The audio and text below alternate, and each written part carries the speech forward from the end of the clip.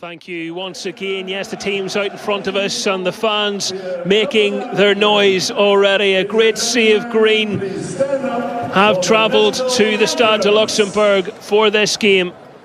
We'll recap the team news in a moment after the anthems.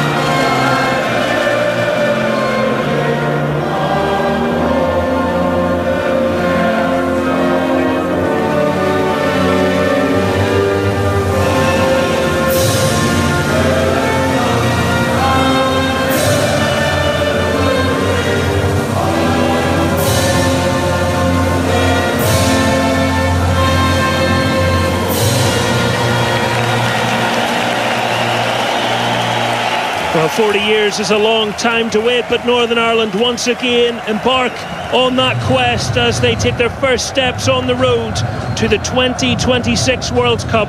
Memories of the great Billy Bingham, of course the mastermind in that crucial November clash in Wembley in 1985. Pat Jennings, as he was so many times unbeatable, and Big Alan MacDonald with his passionate "come and see me" to anyone who dared ask questions of what went on in that battling draw against England. The reward then was Mexico 86. The reward now might well be a return to Mexico along with the USA and Canada, next year's hosts of the World Cup. A lot must be done before such things can be contemplated.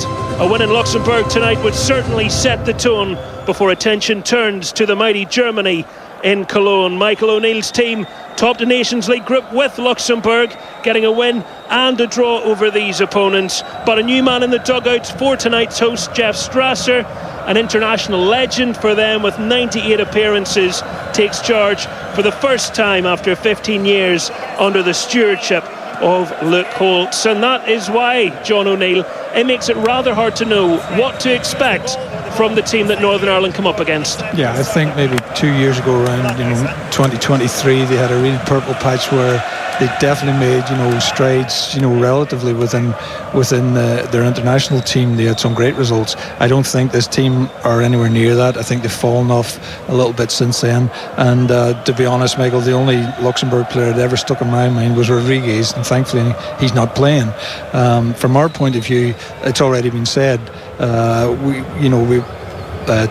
Pierce Charles would probably been in goal, and Ballard would have been in the back three, and outside of that, the rest of the team may have been as is. I think this is a game we have to win. I was chatting to Joel coming in the car. In past campaigns where we did qualify or at least get the playoffs, the minnows in the group, we took a lot of points off. But we're only in a 14 group here. If we lose here, I can't see Slovakia dropping points to those. So it's definitely going to be, put us behind the eight ball. But I think we've got enough experience on the pitch to win this game, and there's a lot of players now who are getting that little bit more experience, the likes of Trey Hume. We know McNair has been there for a long time, and it's good to have him at the centre of the defence, but it's time for the likes of Shea Charles and Monta now to step up and start running the game for us, and it's good to see Reid's in form, scoring a lot of goals for his club at the minute, because that was certainly a problem for us down through the years. So fingers crossed, I think we've enough on the pitch to win this.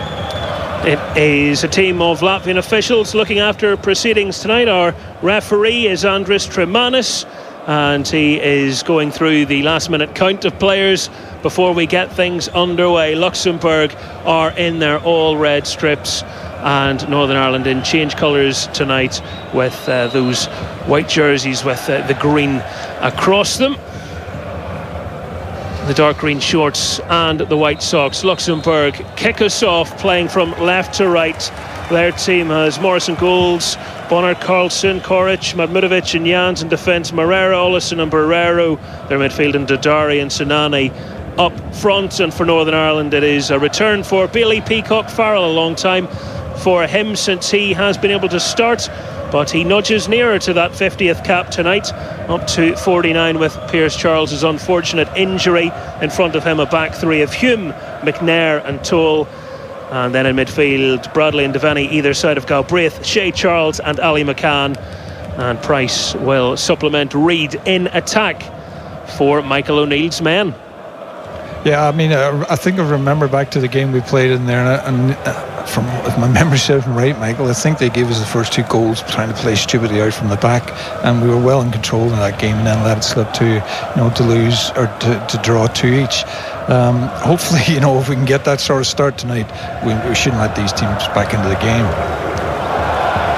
Well, some cheers from the home fans as they step nicely out from the back as Koric switches the ball from one foot to another, but Northern Ireland retrieve possession there inside their own half, and the ball with Devaney. And what a start to the season he had before the Premier League even got underway. The winning penalty against Liverpool, that's a fine moment in anyone's career, I would think. I tell you, it was some penalty. Nobody was saving that penalty, and he didn't look at all nervous, and he did the job for them. Yes, Crystal Palace with European football to look forward to. Northern Ireland on the attack now, and Bradley steps past one man, tries to step past another. It's come to McCann, and it's a fierce strike, but it's a little down the middle, and Morris was able to watch it travel, but that's very encouraging inside 2 minutes. Yeah, it's typical Bradley. Once he gets on a run, he's gone past 2 or 3 red shirts. Eventually they just crowded him out, and it's booked to McCann. It must be about 2 or 3 yards outside the 18-yard box, but you're right, Michael, they didn't get a lot on it, and it was straight at the goalkeeper. He dealt with it comfortably. Nice to see Bradley in the team. We know he's been sort of struggling with injury pre-season, and he hasn't started for Liverpool yet. Northern Ireland appealing for a throw-in over on the far side, and they have got that decision from the referee. Good closing down. Yeah, we just saw Galbraith on the screen there, Michael, and again, I think Keith mentioned that he's got his move to Swansea. To me, he looks a player. I don't think in the last game he had a particularly good match, but I expect better things for him, and obviously, getting moved to the Championship would help. Oh, a mistake at the back, and it's allowed Reid in. The keeper, Morris, able to spread himself, and it was a slip in the back. I don't know whether you can blame the greasy surface, but it certainly isn't a moment any defender would want to look back on, and Reid didn't take his opportunity. Just bad play. I don't know what the centre half was trying to do, whether he expected the goalkeeper to come out and pick it up, but it was his ball to get back to the keeper, and the two of them left it to one another, and Reid stepped in between, and to be honest, Michael, that's a sitter. He should have scored. Well, 2 chances inside the opening 3 minutes for Michael O'Neill's team. It's almost like a copy of the last game, as I say. I think the first 5 minutes in the last game they gave us one, and basically we should be one up by now. Well, they were making plenty of noise already, but the Northern Ireland fans finding extra decibels, happy with what they've seen. And I love this sense of humour of football fans at the best of times, but we've already seen 1 or 2 with little flotation devices around them. I don't know whether they had checked the weather forecast and thought this is a great chance to be ironic, or whether they've come from somewhere else. I don't know, but somehow they've got them in. I don't know how they've done that. No, I've no idea, but there's a lot of rain falling just from what we were able to see. I don't know how long that's been going on. It's still falling very heavily. The pitch looks magnificent, though. Sometimes it flatters to deceive a little bit. If you ever tried to get an umbrella into some European grounds and then you see what other people manage to get in, obviously a little creative. Northern Ireland there's a potential penalty check going on. It's just come up on our screen that they're looking back on this. Yeah, what this is for. Well, we'll have to wait and see, because there was nothing obvious, and the Luxembourg players aren't very pleased with it. Lauren Jans, their captain, is in long dialogue with the referee, and he's going to go to the screen, John. This has to be something to do with Reid, surely. Did he try and pull him back after he's lost the ball? Well, it looks as if they're going to look at that again. Well, this is exactly what they are looking at. So it's whether a handball offence was committed by the defender as Jamie Reid goes into the box, and we can see from the replay that's being shown to us that it does hit the defender's hand. It's going to be a penalty. Reid's going to get out of jail here, because although the defender's hit the ball with his hand, it hasn't taken it away from Reid. No. He's got onto it and missed the chance. But the second point is, if that's deemed to be a deliberate handball, he's going to be sent off as well. Well, you would think, yeah, but I mean, it's a strange one. He's tried to recover it. He's dived at the ball. He's definitely hit it with his hands. But as I say, Reid got onto the ball just in front of the keeper, and the keeper made the save. Maybe if he gives the penalty, that might alleviate the red card. Let's give it. Let's give a penalty. The penalty has been given, and the Luxembourg players are absolutely incensed. To be fair to the players, they can argue with it, because they haven't seen obviously what we've seen, and fair play to the VAR people to pick that up, Michael, because I didn't see that at all, and he's given him a yellow card, possibly because the keeper's made the save. I don't know, but I can only assume that he believes it's not deliberate, and therefore he's saying, it's not the double jeopardy. Yeah. But Korach, who tried to stoop and head the ball, rather comically ends up hitting it with his right forearm, and Jamie Reid still had the chance to score, didn't take it, but Northern Ireland are going to have another chance to score and potentially give themselves a dream start. Conor Bradley has the ball in his hand, but he's going to pass that over to Isaac Price, and Isaac Price will put the ball down. He has 7 goals in his last 7 international appearances. And we just got a shot of Corey, the defender, give it away. He's blessing himself. He's got his hands joined, saying prayers. A couple of steps back, left of the ball for Price as he stares down Morris, who's dancing on the line to try and put him off. Price, it's been saved. The rebound is in, however. And Northern Ireland are in front. And it's Reid who has got there fastest, and he peels away in a massive celebration. That goal will feel like a long time coming for Jamie Reid, since opening his account in his debut. Everything he's been through, back in the international stage and back amongst the scorers. Yeah, it wasn't a great penalty by Pearce. The goalkeeper's gone the right way, and if you don't hit it hard enough when the goalkeeper goes the right way, he's got a great chance of saving it. But Reid was brilliant. He was quick off the mark, and he finished it, slotted it well into the far corner. He'll feel relieved. The goalkeeper's made a good save. It wasn't a great penalty, but it was a great finish by Reid. So that has been a comedy of errors for the last 5 minutes. Morris guessing the right way down low to his left hand side, was able to get both hands on it, wasn't struck with the most conviction. No, well, as I say, if he goes the other way, you say it's a good penalty, but the fact that the goalkeeper's guessed right, it's not far enough in the corner and hasn't been enough pace on it, so we were let off the hook there. His second goal for Northern Ireland, Jamie Reid. It's important now, Michael, we push on and we put this game to bed as early as we can, and don't fall into the same trap as we did the last time when we gave up a 2-goal lead. Well, an opportunity to get in behind immediately from the kick-off, a long ball and a thumbs up shown from Ayman Dodari, their forwards, who was able to get between Northern Ireland's defenders with these, but his first touch on his right foot was a poor one, and it's all the way through to Peacock Farrell. Yeah, they've got to watch his pace. They were caught a little bit in between, I think it was Toll and McNair, and his first touch was poor. Northern Ireland, well, we're looking for a free kick themselves, and Ethan Galbraith has actually had one given against him. Well, I'm not sure he's given a free kick here. I think the lad's put his head down, and Well, no, maybe it was a little bit high, but it was purely accidental. Carlson stooping to head the ball, and Galbraith is stretching out with his right foot to try and flick it beyond him, and he's definitely caught the side of the defender's head.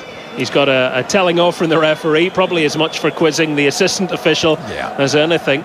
But 9 minutes on the clock in the Stade de Luxembourg, and Luxembourg 0, Northern Ireland 1. It's the start we wanted. You're 1-0 up now with 10 minutes gone, and we really should be dictating the game to them now for the rest of the match. As I say, I think we're more than capable to do that. We've got better players than them throughout the park. So long as we don't make any silly mistakes and give them anything, we should be comfortable. And you can see it right from the start. The last two balls they're attacking with, they're expecting the long ball. They're trying to get it over the top, and they're making those runs. So the back three, the back five just have to be careful and be prepared to drop off that little bit earlier, because I don't think they'll be able to play through us. Thomas Moreira's attempted cross from the near side, right foot. It's taken a deflection. It's gone behind for a corner kick, and the ball has been put down by Sinani.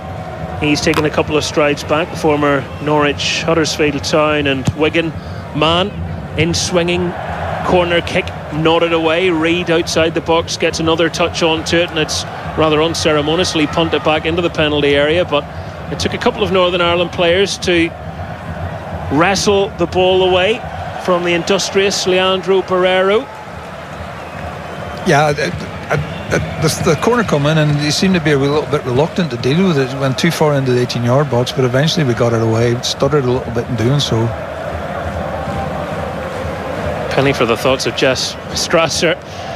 You're thinking, right, just go out there, keep a calm for the first 15. The new manager of Luxembourg, and his players have had a bit of a disaster, a comedy of errors. Yeah, but it's the quality of the player, that make these mistakes, and that's why with teams, the minnows of the group, you've got to put them away.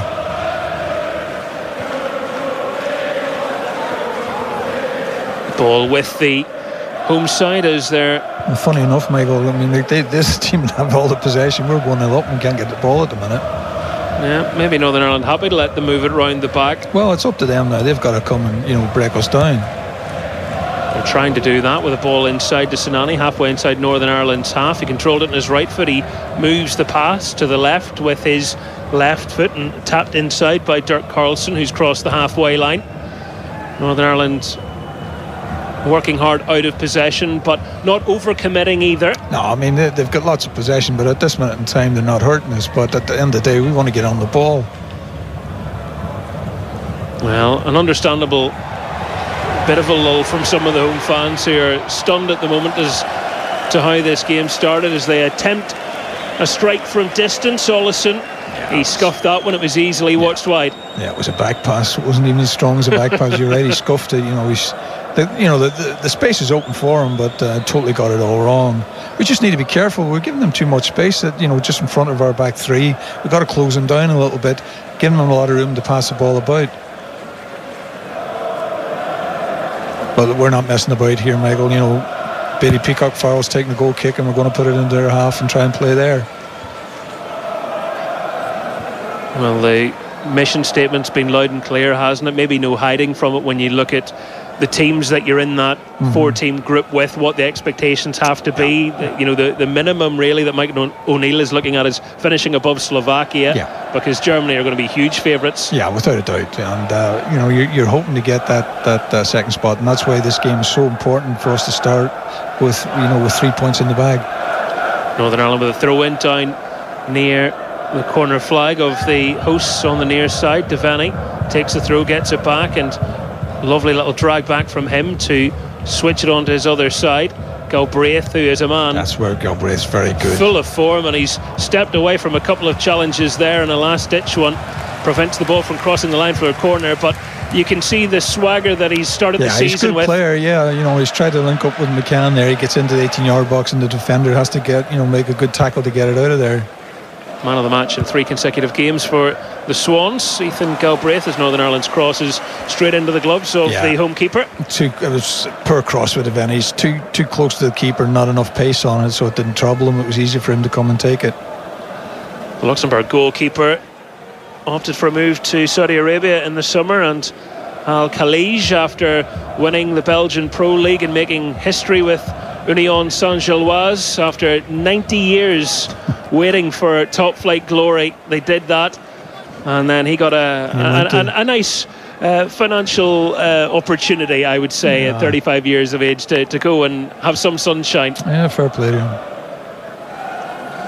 But a man with plenty of experience, 73 caps before tonight, but beaten early on by Jamie Reid. That's the difference in the scoreline. Northern Ireland 1-0 up after Isaac Price's penalty was saved, but Reid was quick off the marks to blast beyond the keeper. Luxembourg. We can't get the ball off them at the minute. They're actually certainly quite well. can't. Yeah, they've responded but again, well. You know, like most teams, you know, at that level, it's nice until you get up to the 18-yard box, and then it tends to fall down a wee bit. But you don't want to give them encouragement. As I said, Michael, since we've scored the goal, the possession has all been, you know, in the red jerseys. 15 minutes played. We just can't get it. You know, again, another ball that's knocked forward. We've knocked out for a throw-in, but it's still Luxembourg in possession. This is why I think Shea Charge has got to step up. I think he's a tremendous player. I think his ability, you know, and his craft, he should be in there running the game for us. We should get him on the ball, because we've seen it before. When he does that, when he gets passing and in his stride, you know, he's a tremendous player. I just think maybe, I don't know if it's a confidence thing with him or not. And again, another long ball from Luxembourg. They seem to try and, you know, set the front three and try and get it over the back of our back three. It's just the quality isn't good enough. Not happening for the hosts yet, but there won't be too much sympathy for that, I would imagine, amongst our listeners, as Price tries to look for a ball over the top, and Reid was bearing down on Korac, who this time was able to get his header right, John. Yeah, he got it right that time.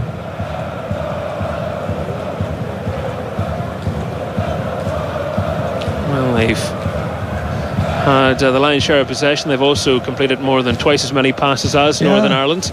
But as we said before many times, Michael, passes mean nothing, like, unless you have an end product. I mean, it was 57-22, and you know, that's probably the way the game has gone.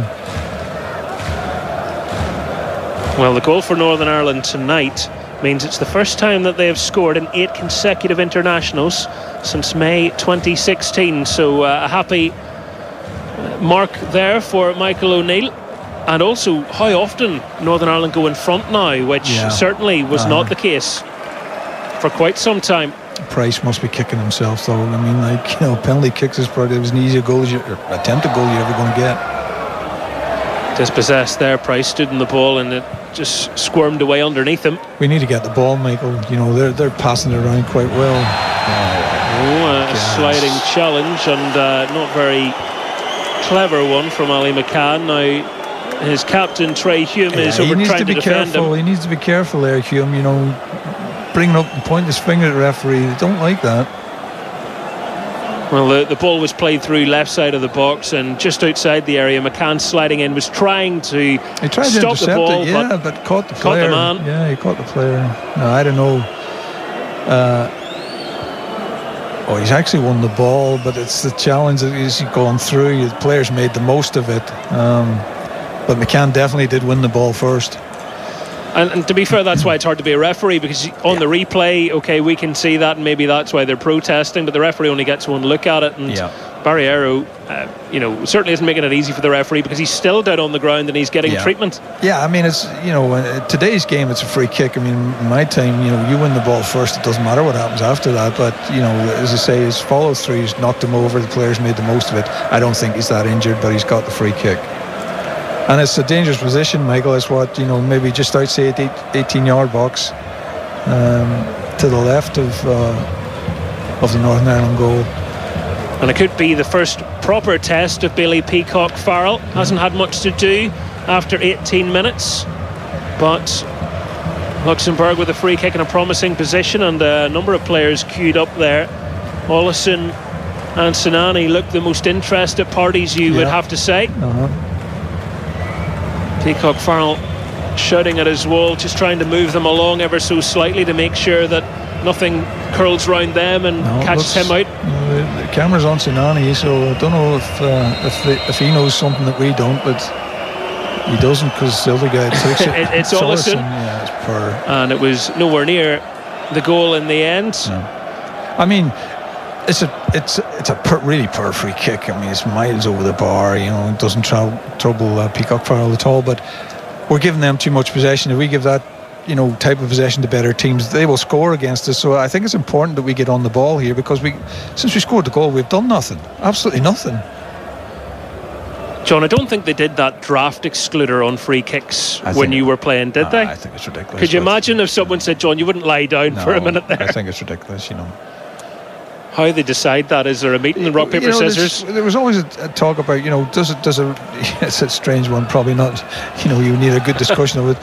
Does a keeper need a wall at all? We used to practice at Leicester where our goalkeeper, we didn't put up a wall, and we were trying to beat him from 25 yards. No chance, absolutely no chance. I think the wall sometimes, he doesn't see it, and I think the goal again Liverpool scored in particular, it was right in the corner, but the goalkeeper can't see it and moves,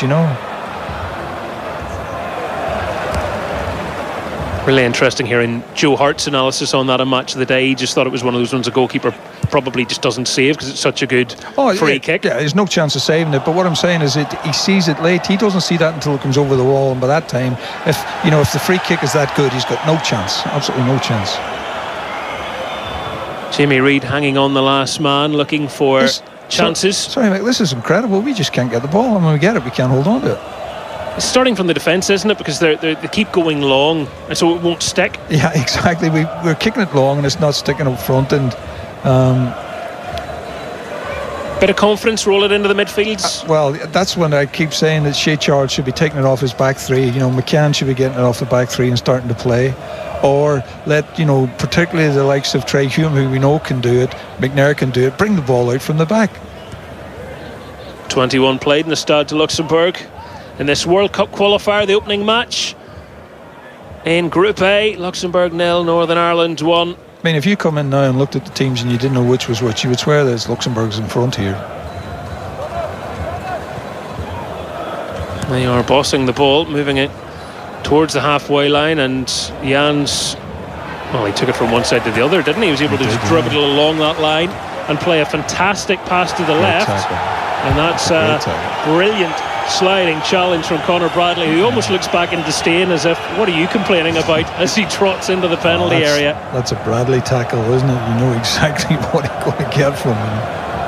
And he needed to make up ground there, because the left-sided player got away very quickly, but timed it to perfection. And they're all complaining for a free kick. Wouldn't expect it to tackle. You got the ball.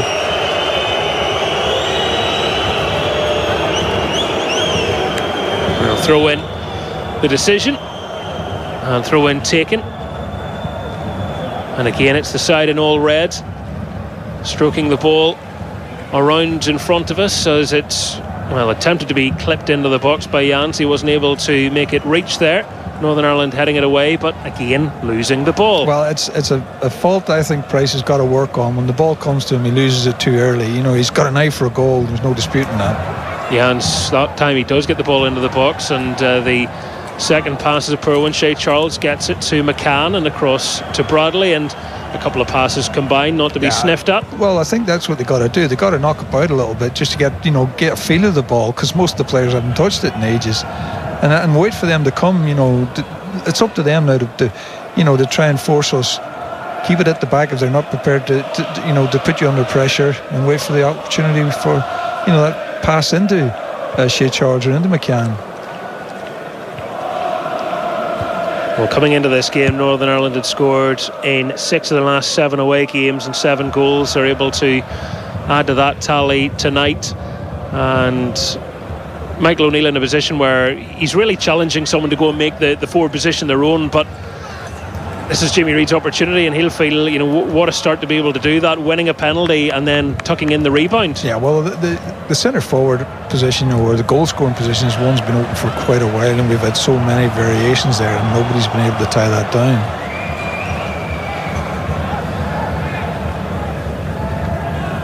There's a bit of competition for it now, but it's still open trials.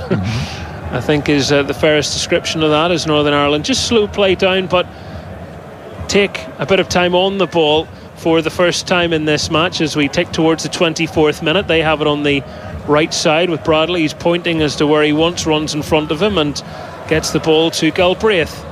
McCann was looking for the pass. Bradley instead goes back to Hume. Yeah, I mean, at least we've got the ball now, you know, and we're trying to get players involved. I don't know what Trey Hume was trying there. I don't know who he was trying to pass that to. He's basically headed straight through to the keeper, unless he's expecting, you know, Reid to make a run down that channel, but he certainly wasn't there. Well, you don't need to be telepathic to know what Jamie Reid thought of that pass, because we just got a glimpse on our monitors. He doesn't look too pleased. Sometimes when you play at international football as well, Michael, you've got to be prepared to have the ball and not be under pressure. It can be, you know, I won't say scary, but you sometimes think, you know, well, what's going on here? Why haven't I been challenged for the ball? Because sometimes you do get a lot more time at international level than you will ever do at club level, particularly when you have it at the back.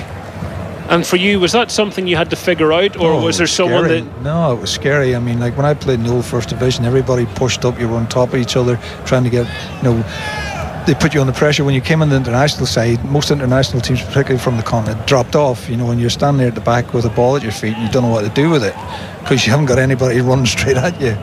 And you've got to learn the game.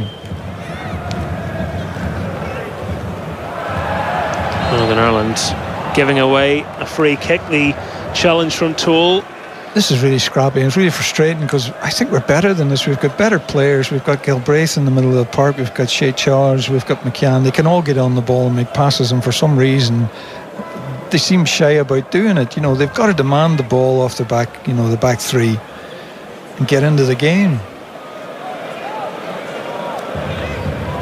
Well, again, it's a free kick for Luxembourg this time, much further out, but they're going to try and get this up towards the edge of the area if they can. Sinani's left foot gets the cross into the centre of the box. Northern Ireland heading it, but it hasn't left the area yet, and the header in the centre was a Barriero, got the touch on that. Got the touch. There's the great warning. Save from Peacock Farrell. He did well. We defended the first cross initially, got it out, and it was a lovely ball in, and Barriero had a great little, you know, just a little flick on the head. And thankfully Peacock Farrell was wise to it, otherwise that was going into his right hand corner. It was a good save, but there's the warning, and it's almost a copy of the previous game, Michael, when, you know, we went in front and we were comfortable and then just couldn't put it away. In fact, it was Olison just in behind him that got the glance on, but well watched by Peacock Farrell, getting himself down and covering that bottom corner. Strong gloves on it. It's been a difficult start to life on loan at Blackpool. 14 goals conceded in 7 appearances, and Steve Bruce has already had to offer him some public support, but made a good save there, and that'll do his confidence a world of good. I mean, it had little to do, like, it was basically the first time he was called on, and it was a good save. Ollie McCann's done really well there. He was falling after being challenged, but able to keep the ball moving. Northern Ireland, with Carlson's clearance, get a throw in on the opposite side.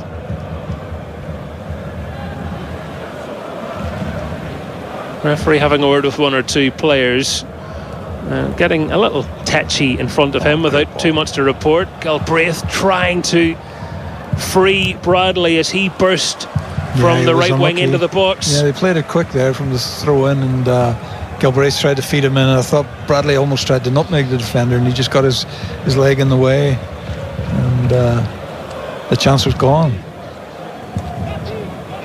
28 minutes played.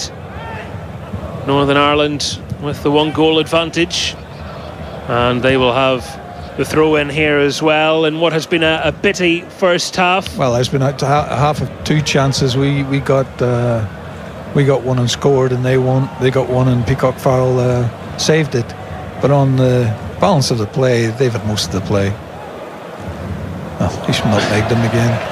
Well, this time the nutmeg comes off. It was well delivered. It was Trey Hume stepping out from the back, getting the olays from the very happy Northern Ireland fans. Yeah, I think that might be the way we've got to get out of here. We've got to get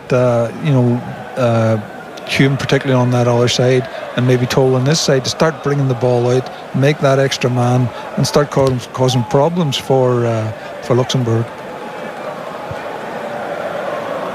Penny for the thoughts of Michael O'Neill. I think he'll be disappointed, getting the goal up. I'm sure he'll be disappointed that we haven't, dominated the game in terms of possession. Now, I know I said possession isn't everything, but if you don't have the ball, you're not going to make any chances, and we haven't had the ball at all. That's a great ball. Well, Luxembourg trying to get a side on goal. They've managed that. They've got an equalising goal, and it's Ayman Dardari. He was allowed to continue his run. He got to the edge of the 18-yard box, and it's a powerful low finish for his first international goal. It was a great goal. I mean, the ball up to, I'm not sure who, was it Olsen just laid it off to him, and then his run in, we just backed off him and we were almost begging him to shoot, and it's a great finish, right bang in the corner. Peacock Farrell had no chance, but Michael, that's been coming, I don't care who you're playing against, if you don't dominate them and give them any sort of chance, they'll score. It's a beautiful goal. But again, I think we're too sloppy there. We've got 3 players around him. We don't make the challenge, and it's a good finish. Sinani, it was a beautiful back heel into his path. But, he had a lot to do, and he's front by, 2 or 3 players. He jerks back inside, and it's a great finish. Sprinted past McNair. Bradley was the wrong side of McNair to make a challenge. Yep. McCann was on a yellow card, afraid to make a challenge, and all that. Yeah. Gives him the bit of space, and that's all it took in the end was a bit of space, and it was a really well taken finish from the Augsburg forwards. The best part of their team is their forward line, their midfield forward line. The worst part is their defence, and we cannot get at their defence at all. Yeah, playing his football in the Bundesliga was in the under-23s really last season, but hoping that this will be his breakthrough campaign, and that's certainly one way to make sure people take notice of you. It's a great goal. That might just be the shot in the arm, strangely, that Northern Ireland need it, because you shouldn't need to go, to concede a goal to get yourself going. It's World Cup qualification here against, supposedly the weakest team in the group. We get off to a great start after 10 minutes and have done nothing since. Free kick given there for the challenge on Shea Charles, who waves his arm in the air, but the whistle was blown. He has got the decision, and certainly an animated man on the touchline. Jeff Strasser. I was delighted with the goal. We're very pedestrian. We're not doing anything at pace at all at the moment. Because of Steve McLaren, they're all afraid to have umbrellas now down there, aren't they? I mean, he's absolutely drenched. Dear help him. It's going to be Peacock Farrell all the way up towards the halfway line taking this free kick. That gives you an idea just how far forward everybody's pushed. Yeah, it's 10 yards inside our half, and the keeper's taking it. Well, left-footed's bobbled around again, but this time the free kick has gone against Reid, who is adjudged to have used an arm as he challenged for the ball. I'm not sure about that. It's just 2 players going up to challenge for the ball, and he's claiming that an elbow was thrown. Well, I mean, if he's throwing an elbow, it's bloody ridiculous. You've got to win the ball. No, there's nothing there. I don't see how the referee's giving a free kick for that. Well, Barrero didn't really ever jump, so the fact that he's been caught by a hand is because he never actually tried to win the ball. It's a contact sport. You're going to get hit by hands or elbows, but he certainly didn't raise his elbow, threw his elbow. But the hand was even down, is the point I'm making. So for that to happen, it shows you that he just was in a poor position himself. Northern Ireland can't do much about that. Free kick didn't come to anything anyway. They have ceded possession. Northern Ireland on the ball as we near 33 minutes. Luxembourg back level in this game. Dardari's goal making it 1 apiece after Jamie Reid's opener early in this half. And Michael O'Neill will be wanting more from his players. You'd be disappointed. You'd be very disappointed, I think. It's been a little lethargic. Yeah. Shea Charles playing the ball to McNair, who moves it with a bit more pace to Hume. Give and go and getting it back again, and Galbraith, lovely footwork from him to free himself of his marker. We've just given away again. Well, Northern Ireland got a free kick out of it. It was a short pass from McCann. Yeah, it's Florian Bonner with a challenge and a yellow card as well. bit unlucky with the booking, but it definitely was a free kick. Shrug of the shoulders from Bonaire, who, as often is the case, pleads his innocence. But for that to even come about, it was a poor pass, wasn't it? It was a poor short from.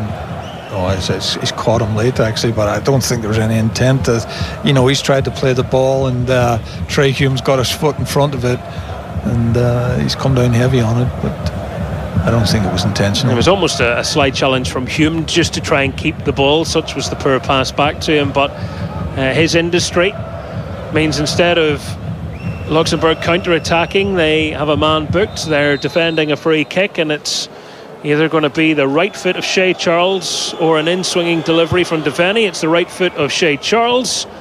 Price, oh dear me. I tell you, that's a great cross. That is a great cross. It's gone right across the 6-yard box, and nobody's got on the end of it. They've done it again. They've tried that little back heel, and it almost worked again. Well, Price made up for his mistake because he met the ball in the box and somehow sliced it backwards over himself, but then came absolutely burning back to win the ball as Luxembourg threatened to break away.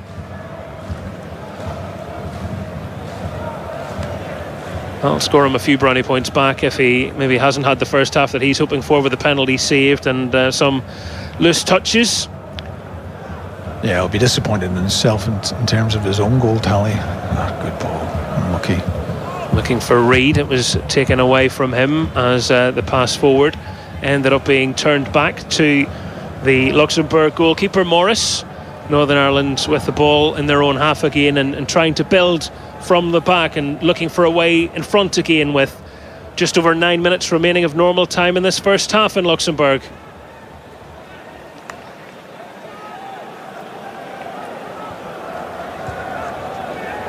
It's a fixture that Northern Ireland have enjoyed down through the years. It was a 2-goal lead, of course, squandered 10 months ago, which Michael O'Neill called a little lesson to his players. Well, we're getting the same lesson tonight, and I'm just hoping, that we can get in at half time and he can maybe get a little bit of urgency into his team.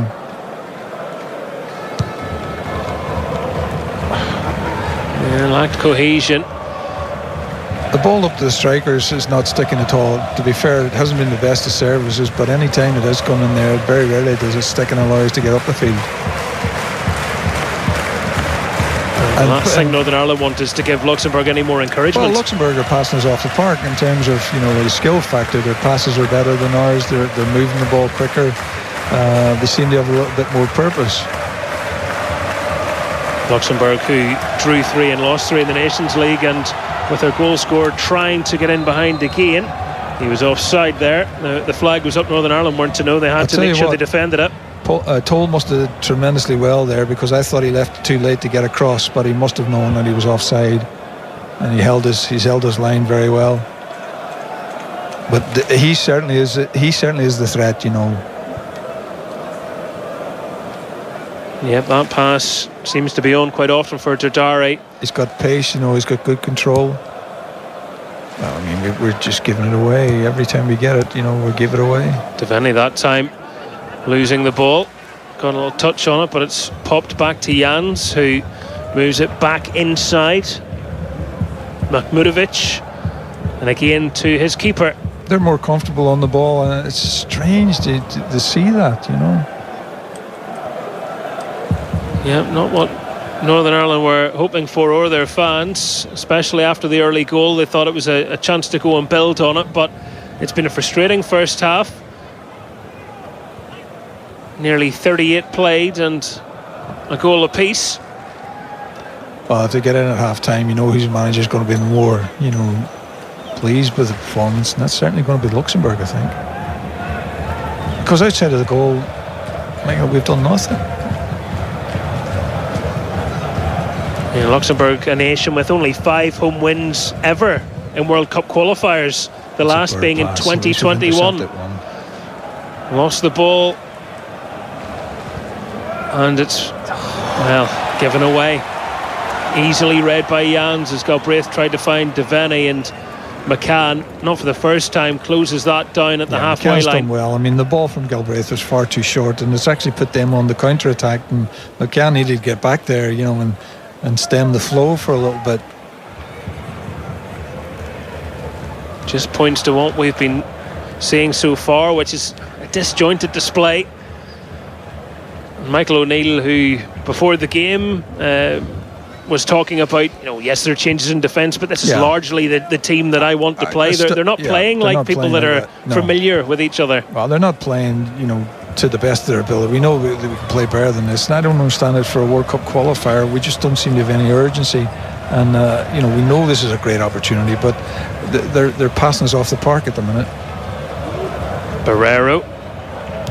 Jans stretches and controls it. He's outnumbered by Northern Ireland players. A little hand on the back, which is the age-old foul and a corner flag and nowhere else. You should think you'd know better. I mean, as soon as he feels the touch on the back, Price is going to go down. And it's, from his point of view, that's what to do. You don't touch them in the corner. He's going nowhere. The best he can do is put it out for throw-in or gives a corner, or give them a corner. And as I say, as soon as he feels contact on the back, he's always going to go down. Well, as well as this World Cup qualifying campaign, they have their Nations League relegation playoffs in March as well, Luxembourg.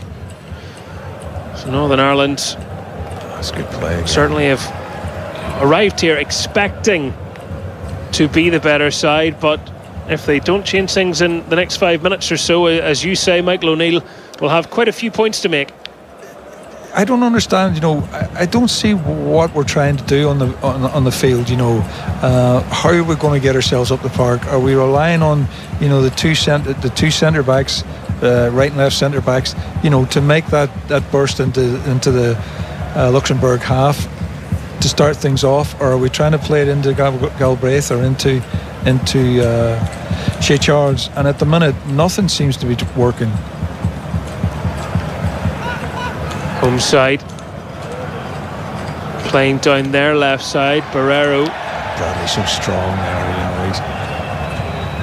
He's capable of riding the challenge and still keeping the ball under control. Did so well just to step across the Benfica man, who has been a very important player for Benfica since he arrived last summer. Northern Ireland trying to venture forward with a diagonal ball. Price will give chase to it, trying to prevent it from going out, and he's taking a little tumble. He's got a throw in off Jans, and he can bring some of his teammates forward. It was a bit of a hit and hope pass, but he's turned it into a half chance. McCann tried a long ball. He's done well. Devaney, aimless ball into the centre, not finding anybody in white. Again, it's a nothing ball. I mean, there's simpler passes on. I'm not sure if that was Devaney that time, but there's simpler passes on. He's trying the wonder ball to get him around the back.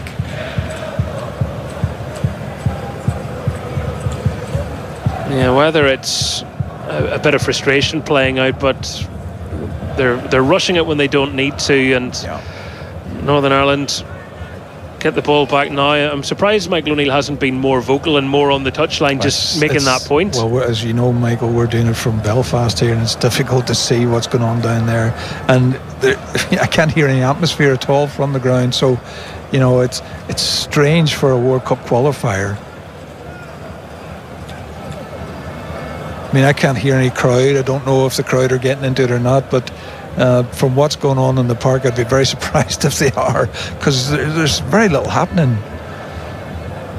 Yeah, not been the most expansive game of football by any stretch of the imagination. I mean, we're coming to a standstill with the ball at our feet, and that only assumes, I can assume from that, is that we're not sure what we're trying to do here.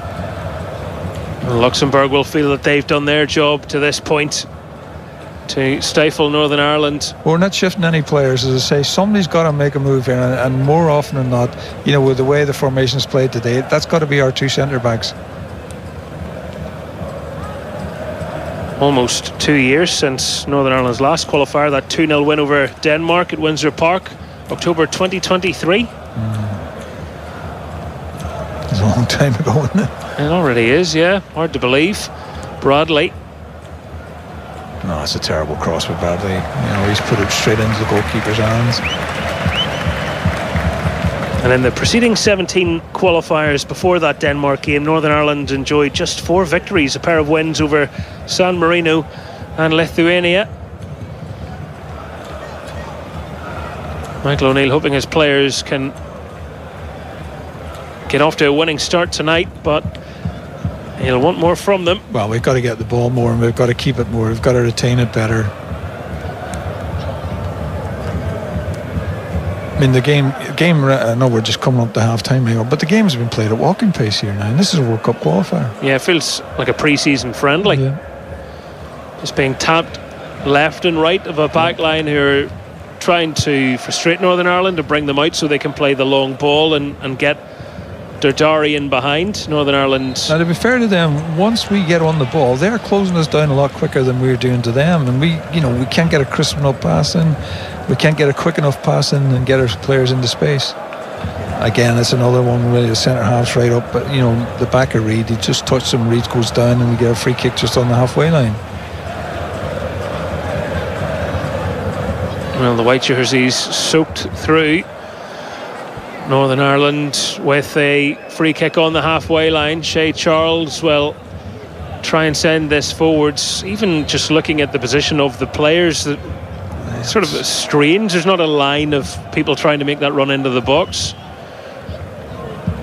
Comes forward now, headed away. It's too easy. I mean, that's too easy. You're just knocking a ball in there, and the centre halves are just eating it up. 3 minutes of additional time as the ball comes into the box from Galbraith. It'll be retrieved on the left-hand side by Devaney. Shea Charles going long and into the box again, and once more it's a Luxembourgish head getting to the ball. Now that's where they're poor. Oh, it was a poor pass out from the back, and how many fouls will Sinani make? I've said, Michael, he's going to be booked there for that. They're poor at the back, and they're trying to play out from right in the corner over the corner flag, and they've give it straight to us, and Bradley gets on the ball and he's fouled, just outside the box. So I keep saying, if we can get their back or their defence under pressure, they will give us goals, but we can't get it on the ball enough, and we can't put them under any pressure at all. Well, it was Hume there that made the time. He tried and he tried again to get a touch on Hume. There was a push, there was a little clip, then there was another one. Eventually the Northern Ireland captain went down, and it's on a yard or two away from the right corner of the penalty area. Devaney's across, so is Shea Charles. Almost half of the 3 minutes that have been added on have elapsed. It'd be a nice time to score and go in with a 2-1 lead, which we do not deserve. Well, the referee, Mr. Tremanis, warning one or two about pushing and shoving. Not that that'll deter many, but he's given them the warning anyway. The free kick's been struck. Oh, it's off the crossbar. Devaney, I think it was, Michael. Oh, a lovely left-footed strike, and Morris was flying across, but it's off the frame of the goal. No, he wasn't getting there. He wasn't high enough for a start. It's just caught the top of the crossbar. It was unfortunate. Great strike. Would have been a wonderful free kick from Devaney. Just couldn't quite get it down enough. It's a great free kick. That would have been nice. That's the highlight outside of the goal. That's the highlight for Northern Ireland. It's come like two minutes into injury time. And this is a question, it just came to mind actually. Why didn't he take the penalty? But it doesn't really matter now. I know who I would have picked. Well, Isaac Price with his goal-scoring form. Yeah. Would have backed himself, and well, I suppose they can't always go in. Even the greatest penalty takers can miss them. Yeah, you got it. Ball comes back to Northern Ireland. Is there a late chance in this half for them? They're pulling the passes together, and I think that's going to be the end of the half. Is it? A free kick? No, it's half. No, it is half time. He has given it. Yeah, there was a little collision there. So your thoughts at half time, John O'Neill? One apiece. Yeah, they were the better side. I mean, we were given a gift of a goal to start with, and I was hoping that from that we would have built on and maybe got a second one and put them behind us. But they've come into the game. They've scored a cracking second goal, first goal, I have to say. And in terms of possession, they've bossed the game. We can't get into the game, and as I said there, our best chance outside of the goal was that free kick by Deveni, which thumped off the bar, and we could have been lucky enough to go in 2-1 up, which we wouldn't have deserved. You got to think that Michael's going to put a rocket up them and try and get more urgency and get into the game a little bit more, create more chances. I don't think their back four is that particularly good, and if we can get at them, I think there's goals there, but we got to get on the ball to do that. Jimmy Reid had put Northern Ireland ahead after 8 minutes, but Derry bringing things level after half an hour. Northern Ireland certainly not firing on all cylinders. Half time, it is Luxembourg 1, Northern Ireland 1. Yes, and potentially worse news for Northern Ireland in the group, because you probably don't want Slovakia picking up too many points. They're 1-0 up against Germany at half-time in the other game in the group tonight. So 1-1 Luxembourg, Northern Ireland, 1-0 to Slovakia. We will talk about the first half with George McCartney and Keith Gillespie in a moment or two, but first let's get the latest BBC News. BBC News NI on Radio Ulster and on BBC Sounds. Good evening, I'm Eve Coleman. A murder inquiry has been launched after the death of a man in his 40s in County Armagh. It happened in Cusher Green in Mount Norris. Police have arrested a 39-year-old man on suspicion of murder. Our reporter Claire Graham is at the scene. Police were called at around 11:30 this morning to a call for a concern for safety. When they arrived, they found a man in his 40s dead with injuries to his head and to his face. Residents have told me today they are totally shocked at the news as forensics moved in and out of the property and beyond and within the police cordon.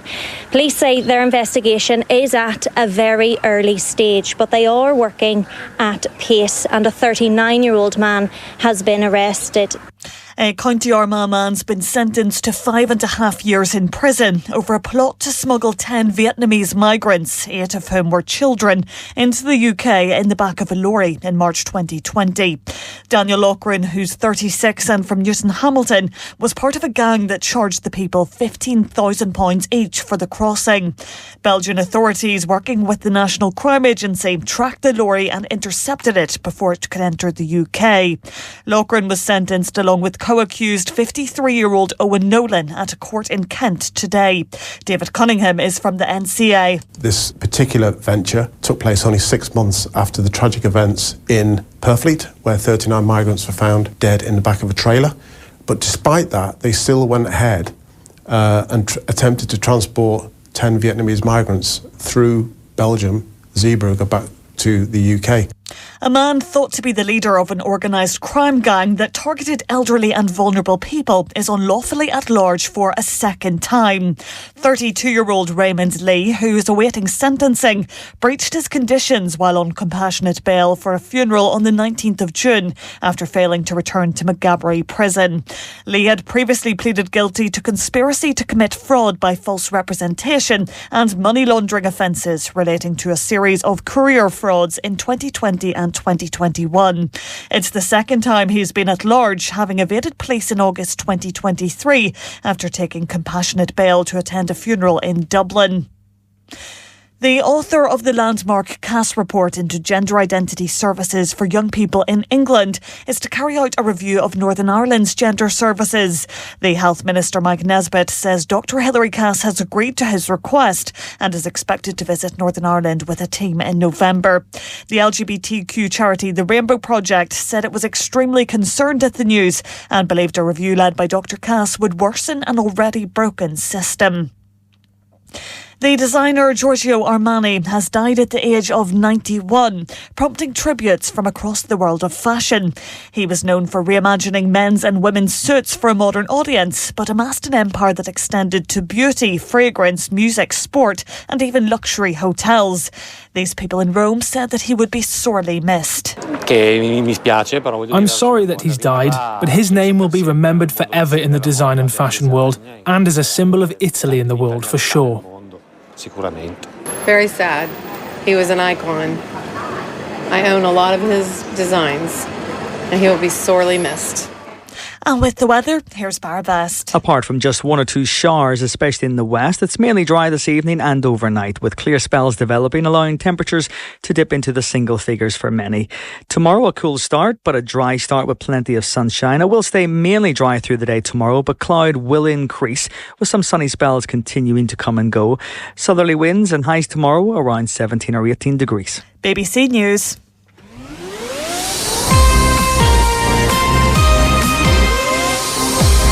This is Sportsound International Football. Listen live on digital, online or on BBC Sounds.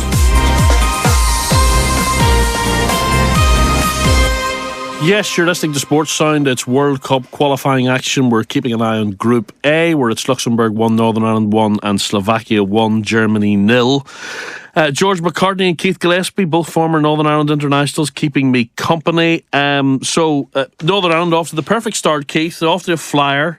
Jamie Reid misses a gilt-edged chance to score after 3 minutes. But about 4 minutes later, there's a VAR check when the play eventually stops. And they go back and they look at that, and in the lead up to it, it looks like a defender has handled the ball inside the penalty area. Northern Ireland get a penalty, they miss the penalty, and then Jamie Reid scores the rebound. What a passage of play! No, it's poor defending, really. He's just got to deal with it. Lets it go too long, and then seems to slip, doesn't he? Yeah, but I mean the ball hasn't even bounced that high, and he's trying to head it back. You know, he could even just play it back with his foot to the goalkeeper. But it was quite a while after he missed the chance. Jimmy Reid should score, you know, but it is ironic that he is the one who follows up the rebound from the penalty. But you expect Northern Ireland then with such a great start to actually kick on, but it's been the opposite of that because, you know, Luxembourg have been the better side, which we would not have thought coming into this game that, you know, a Luxembourg side would outplay us. It's a good spot though by the VAR, isn't it? Yeah, it was, but just to touch on what Keith's saying there, no. If you look back at our last 3 or 4 games, the first 5-10 minutes we're on the front foot, we're being positive, we're pressing teams high up, and we're either forcing them into mistakes or we're good in possession. But again, like tonight, we start in front foot, we go 1-0 up, and then we drop back, allow them to have plenty of possession, and we sort of lose control of the game. Yeah.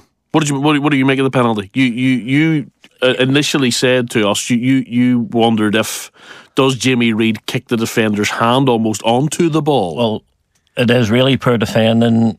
I'm not really sure why the defender's trying to head the ball down near his feet, but it did look maybe from one angle that Jamie Reid had kicked the arm of the defender onto the ball. But then if you look at what Farr was maybe showing the referee, I'm not actually. It wasn't that angle. No, he had 2 other angles from nearly from the side of the player, or a long angle where if he had that closer view, his decision might have been different. But listen, it worked in our favour. We got the penalty.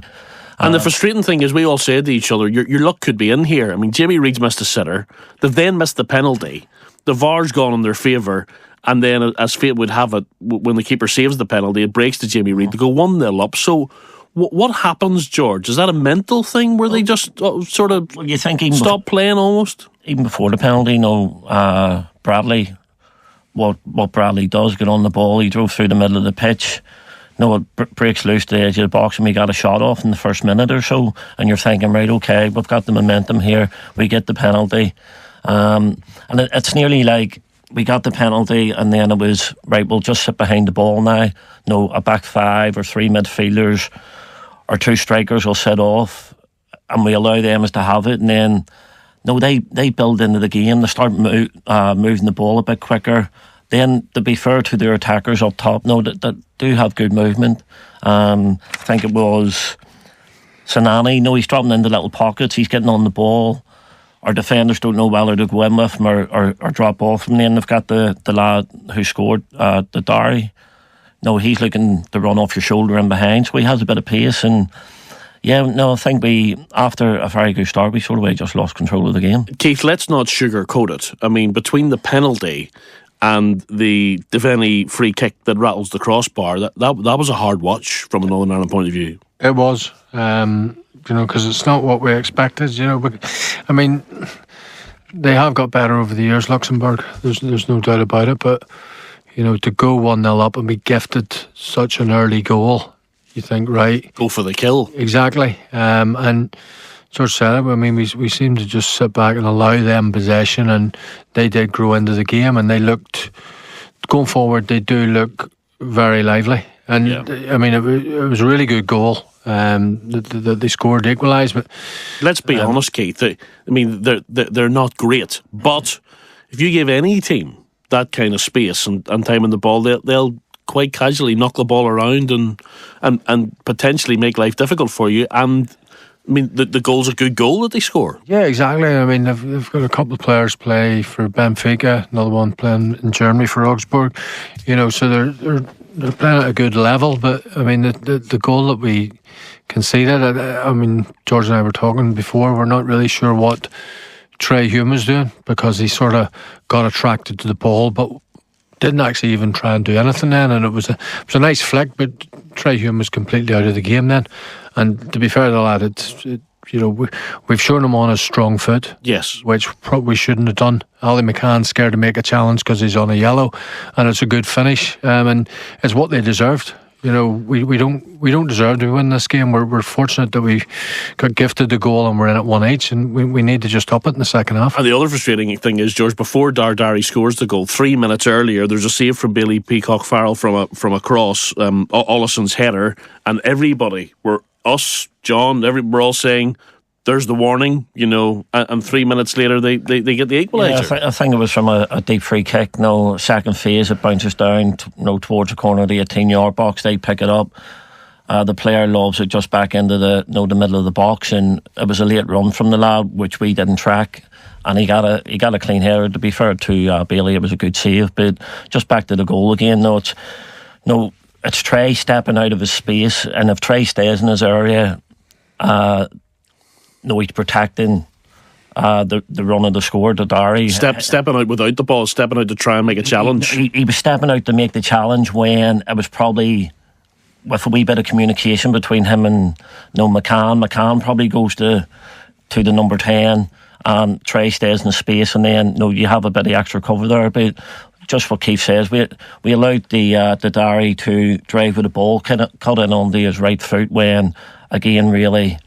And it's easy sitting here and talking about he should do this or should do that, but the experience that Paddy has, he should show him down the line, get him on his left foot, if anything, away from goal, and take the pressure off us or off the team. But once he cut inside, to be fair to the lad, it's a lovely finish in the bottom corner. Yeah, it's at times like this, Keith, when you start to think about this away record in World Cup qualifiers, and it's not good. Northern Ireland have won just 5 away World Cup qualifiers in the last 30 years. Malta, San Marino twice, Azerbaijan and Lithuania. This tonight, if they don't win this game tonight, especially given what's happening in Slovakia, that'd be a disaster. If they've any chance of finishing second in the group, you have to be beating Luxembourg home and away, don't you? Oh, 100%. We need to be taking 6 points off Luxembourg, and you would before when the group was obviously announced, then you're sort of thinking, well, Germany probably will run away with the group, and we're fighting out second place. So we need to be sure that we take 6 points off Luxembourg, and you would hope that Luxembourg would maybe take a few points off Slovakia at some stage, but it's us that they're doing that to at the minute. So we need to really up it in the second half. It's not been good enough first half performance. Why can we not keep the ball, George? I mean, in midfield areas, Luxembourg seem at times to be passing it round us, and we don't seem to really have a lot of options for people who have possession. It was static, I think, was the word that was mentioned quite a bit. Yeah, well, again, I think it's our movement off the ball to get on the ball. When we're in possession, our back three's looking for a little bit of movement, certainly from our midfielders. Charles is happy to just run along the line, play it sidewards, backwards, when we probably need some passes where you're actually breaking some lines, taking players out of the game with a forward pass. I don't think Ali's really get into the game. No, Ali McCann, to be fair to Galbraith, he's had 2 or 3 little moments without really taking control of the game. But certainly from our back three, if there's not much movement in front, then Trey's probably tried it 2 or 3 times. He's trying to step into the pitch, get a little bit higher up, maybe try and overload with him and Connor on the right, but Toll on the left side seems to a wee bit more reluctant, where he's happy to just sit in alongside Paddy and not try and create the spur man down the left hand side with the Fenny. So I'm sure Michael's probably saying to the players we need a little bit more movement in the middle of the pitch, but we need presence also up top as well. I think Price and Reid, outside of the penalty and the follow up to the goal, they've barely touched the ball. Right, must do better. I think that's the message from the two lads here in studio. Let's cross over then for the second half. Teams are back out, and we'll have the action described by John O'Neill and Michael Clark. Just in time for the second half getting underway. Northern Ireland playing from left to right, and they've kicked us off. The ball went all the way back to Peacock Farrell, who plays it long, and it's looping in the air, brought down, and now under control of McCann. Might have been clipped there, but he was able to find Bradley. Low ball into the box, comes to the edge, and it's through everyone and in. Shea Charles, it's his first international goal, and it's taken 24 seconds from the restart. I mean, it's the strike by Charles. He's passed the ball into the net, but again, it's a comedy of errors in the Luxembourg defence. I mean, Bradley's done well down in the corner, and he's just, he's hit a hopeful ball into the box as it's come across the 6-yard box. The centre half against tried to clear it. He's basically passed it to Shea Charles, maybe about 5 or 6 yards outside the 18-yard box, and it's a great strike. Goalkeeper, I don't think the goalkeeper even seen it, but I mean, he's totally mishit it. Well, it might have took a deflection. Just watching the replay, I think it might have took a deflection, which just put it over the goalkeeper, but yeah, it has. But again, it's a terrible goal to give away.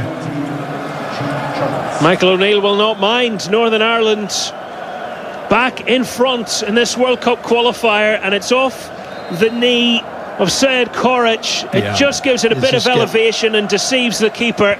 And as his night is getting worse, Michael, isn't it? Yeah. But I mean, the initial ball from the kickoff went back to Peacock Farrell. We've knocked it into their corner, get half a ball, decent ball into the box, and we end up getting a goal.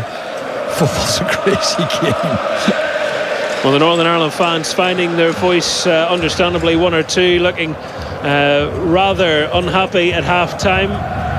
Like all of us thought we were going to see more in the first half, but maybe that augurs well for what lies ahead. Well, we've been let out of jail, I suppose, a little bit, and hopefully we're going to learn our lesson, and start to dominate the game and have more possession of the ball. Just to quickly run you through the teams again for host Luxembourg.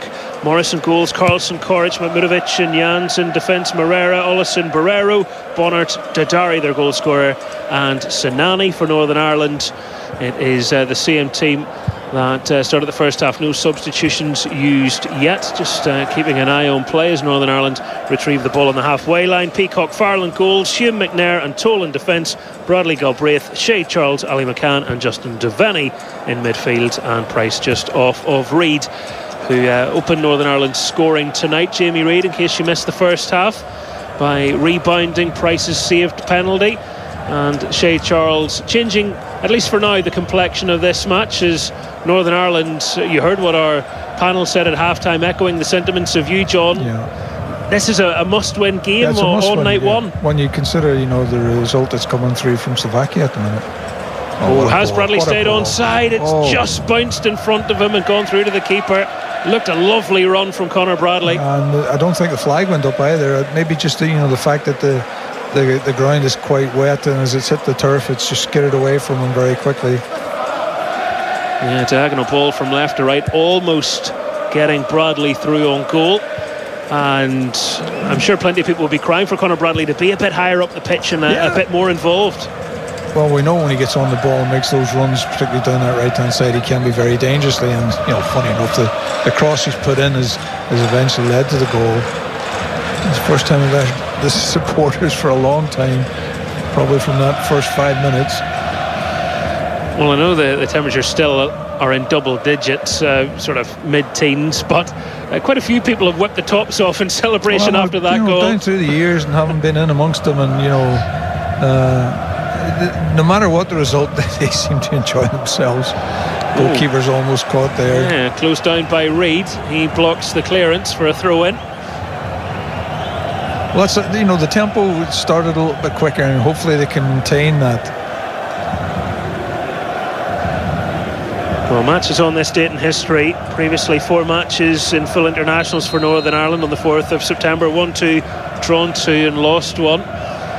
For anyone searching for omens, but never lost any of the 3 away games that they've played on this date. But they're trying to extend the lead that they've been able to carve out for themselves. They've won a corner at the expense of Carlson. We're just talking about how poor they are at the back. We've won a corner from their throw-in. It's they cannot defend, and we can get them, penned into their last third around their 18-yard box. They are going to make mistakes, and they're going to give us more chances. Well, players in white starting to arrive slowly into the centre, taking up the position, and Justin Devaney, who just before the end of the half in first half stoppage time was denied by the crossbar.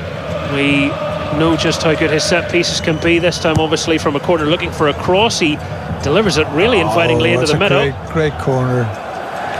Another corner. We should have got on the end of that. And I've always said near post corners are very difficult to defend, because it doesn't matter whether the goalkeeper or whether the defender or the attacker gets a touch.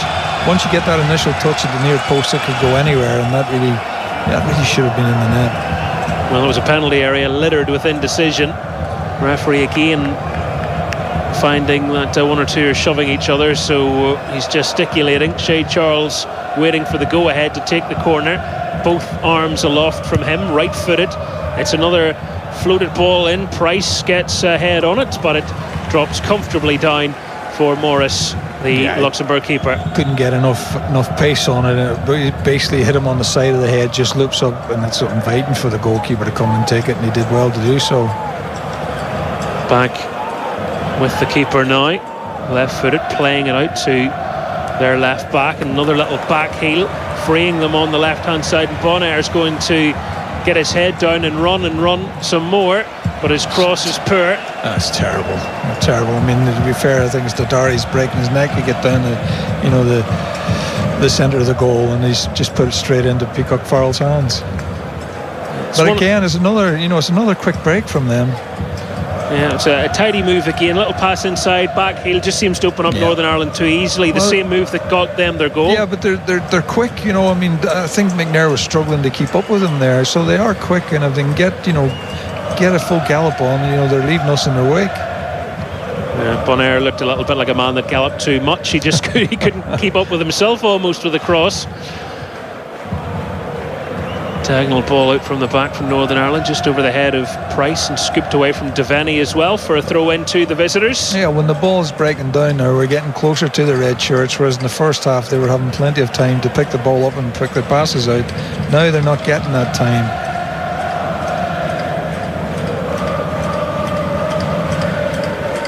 But I mean, we can't look a gift horse in the mouth here, Michael. That's twice now in the game they've gifted us goals, so we've got to make sure we make it count now. Well, certainly, even taking the goal out of it, Northern Ireland are on the ball a bit more. What they do with it still remains to be seen, but the first half they were out of possession so often. Yeah, they're looking for a free kick there. Bradley was fouled, but not fouled according to the referee. No. Look, the free kick from here.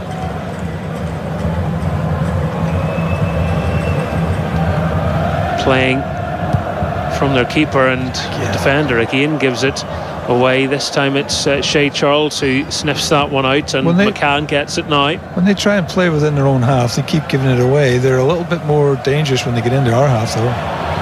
Oh, nice turn on the edge of the box, and the delivery in. neither here nor there. A bit of a cross-come shot, and Bradley was straining for a header, couldn't get there. It was a lovely touch by Price, and he's turned inside. I'm not sure if he's trying to curl that into the far corner. I don't know if he sees Bradley coming in. He was close to it, but he was never getting on it. I think it's a shot that if Bradley heads it in, you say, what a great pass. Yeah, I think it was a shot, all right. Northern Ireland smothering Luxembourg's midfield, and Barriero getting a little bit of fortune there, getting the free kick after Bradley had dispossessed him. Yeah, I'm not so sure that was a free kick.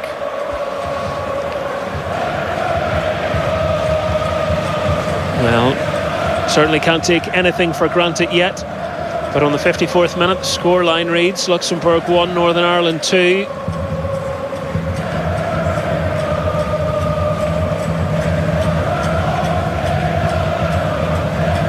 Luxembourg with the ball in their own half, trying to send it forwards, and a little too much on that in the end. To be fair, I mean, it's a great run, but the back three have held their line perfectly well again, and I'm just looking to see the referee's assistant to actually put his flag up, so it's good defending, although it looked a little bit nervy. If he gets a touch in that, he's a through on goal, but they did it right. He was offside.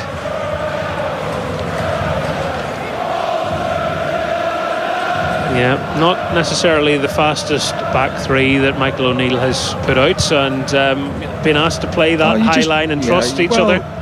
Oh my goodness, the goalkeeper sprinting back because Sead Koric, the player who gave away a penalty in the first half, ruled the ball behind him, and I think it might have been trickling in, but the keeper got there and spared his blushes. No, he had to put a little bit of a sprint on to make sure he got there.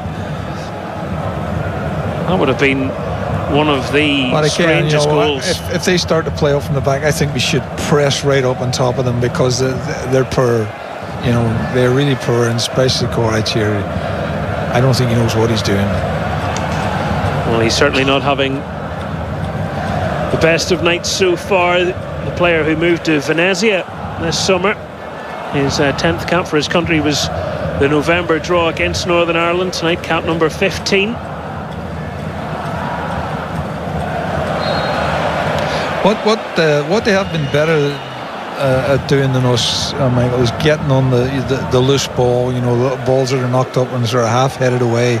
They've been getting the balls that have been breaking, and it's given them more possession really than they deserve. But it's down to us, to make sure that the second ball, you've got to make sure that you're the one that's picking it up. It's Luxembourg who have the throw in, parallel with Northern Ireland's penalty box, but they go backwards with it, get it onto the right hand side. Little combination of passes. It's brilliant. They're passing. They're passing, in the final third, particularly around our 18-yard box, in such contrast to their passing when they're in their own 18-yard box. But that's the difference in the players. But again, really nice and tight around the 18-yard box, and if they get a chance to do that more often, you're going to get goal chances from them. You've just seen the goal again here. I mean, it's a hopeful cross by Bradley, but the clearance is off. Korac's clearance, and then it hits his knee into the bargain. Yeah.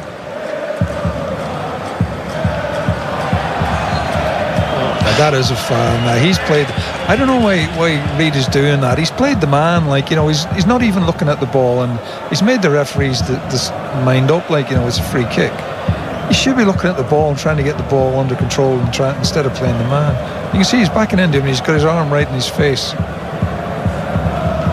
Yeah, catches him, left arm across the face. Referee awarding the free kick, and the player that was struck there, Carlson, is back up. Dodari's over having a chat with his manager, getting a little high five as well, whether that's a tweak or what. Every time I see him, I think of Bones Mackay, the caddy for Phil Mickelson. He looks exactly like him.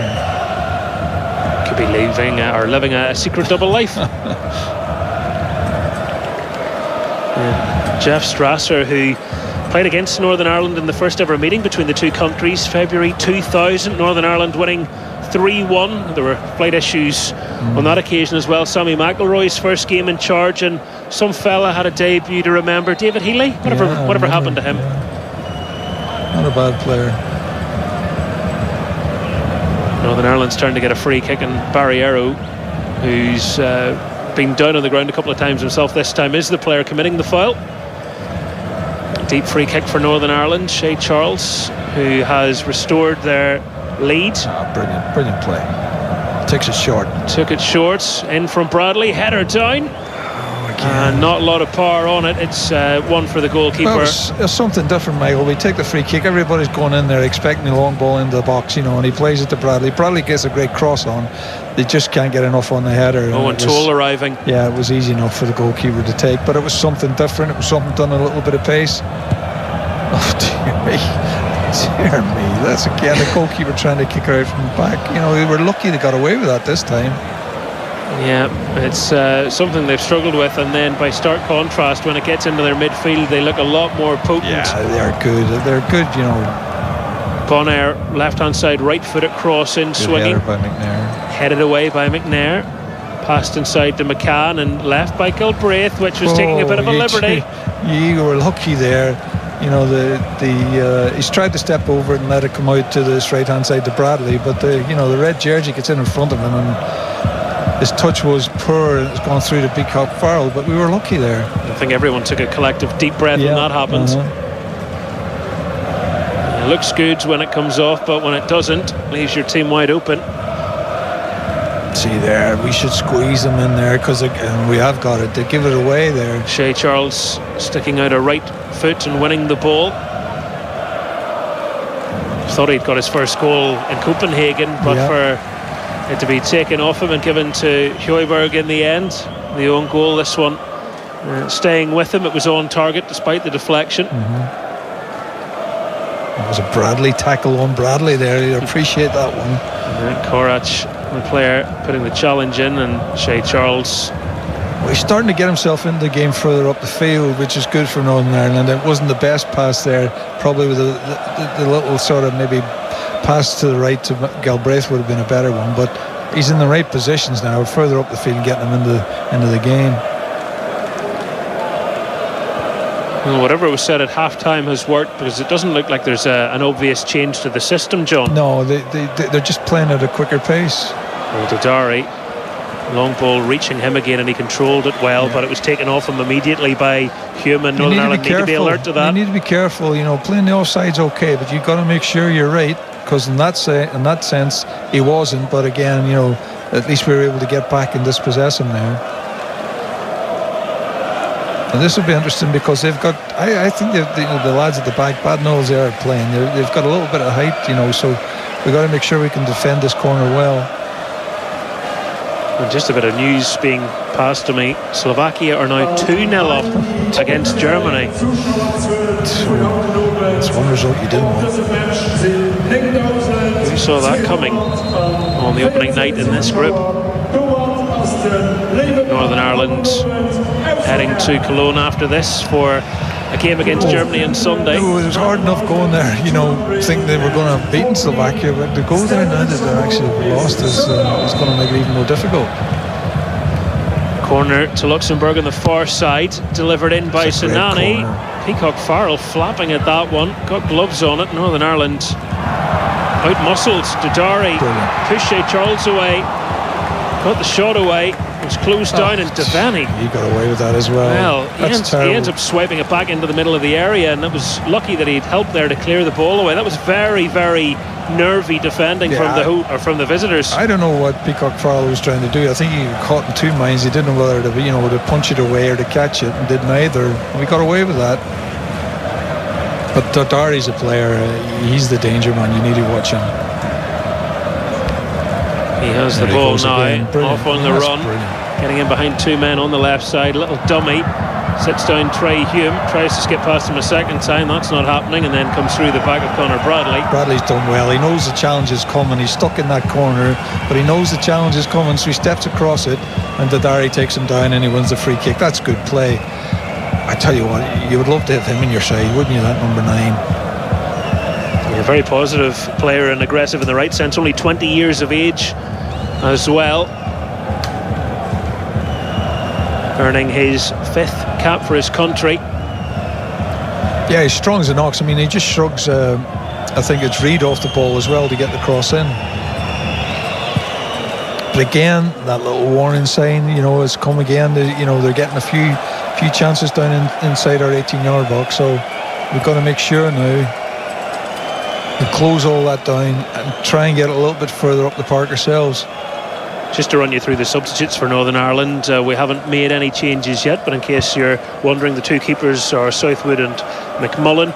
And it's Rory McConville, George Saville, Callum Marshall, Dion Charles, Jamie Donnelly, Ryan Johnson called up for the first time, Terry Devlin, Jamie McDonnell in the squad as well, Ronan Hale and Dale Taylor. So those are the options, and I'm sure Michael O'Neill very soon will be pondering making a change, but it's finally poised, John. I think they're the first ones to make the change. I think number 7's coming on. Borges Sanchez, yeah. I think he's lined up on the touchline to come on there. They're still, trying that ball, trying to split the centre halves down the middle, and on 2 occasions they've been pretty close, so we need to be on our toes.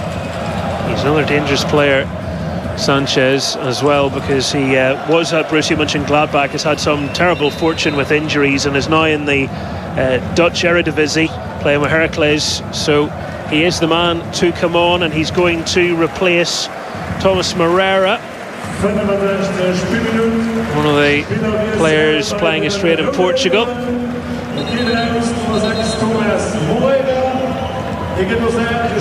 And Sanchez has 3 goals for Luxembourg. He does have an eye for goal. In fact, one of the managers that really backed him a few years ago was Daniel Farke when he was still in the Bundesliga. Well, it'd be interesting to see if he makes, any sort of an advantage for them, because Moreira hasn't been in the game that much at all. A couple of players on the ground there. Might be a head injury for Jamie Reid. Oh, it's a second yellow and a red card.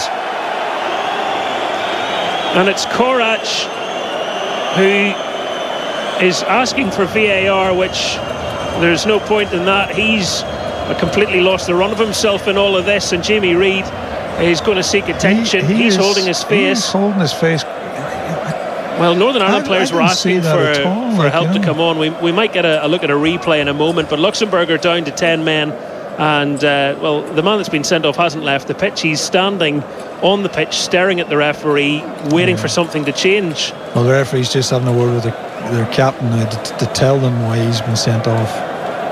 And he's gestured that there was a slap. I think that's a great rule, where they make sure that it's only the captain that speaks to the referee. Make sure that you don't have a referee being surrounded by lots of players. And again, they still haven't shown it, Michael. So we're still in the dark again. What happened? Here it comes now.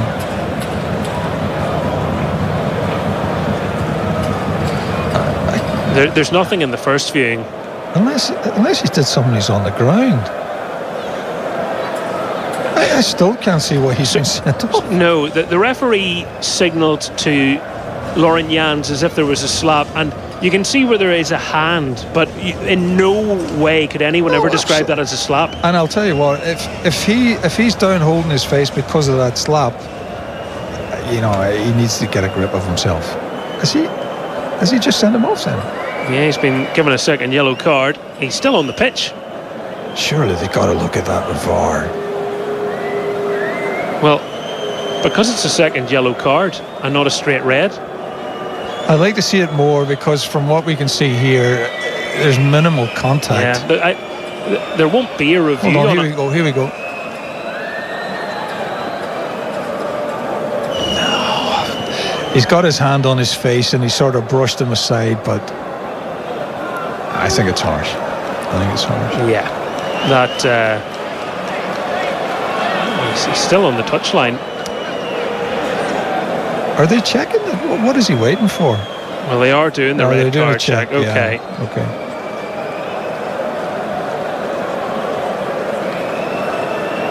And they've confirmed that he's sent off. Well, there's a whole lot to unpack there. I thought maybe they weren't looking at it with it being a second yellow card rather than a straight red, but they've checked it without asking the referee to come over to the monitor, so he hasn't had a second look at that. It's the video assistant referee who has done that. That's Kristaps Ranniks tonight of Latvia, and I'll be honest, I cannot understand how that is a sending off. No, I can't. Or even a yellow card.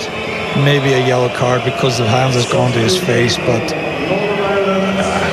I'm not sure. Well, Northern Ireland are against 10 men, and Said Corrich, who has given away a penalty, deflected a Northern Ireland shot into his own net, although it stays as Shea Charles's goal.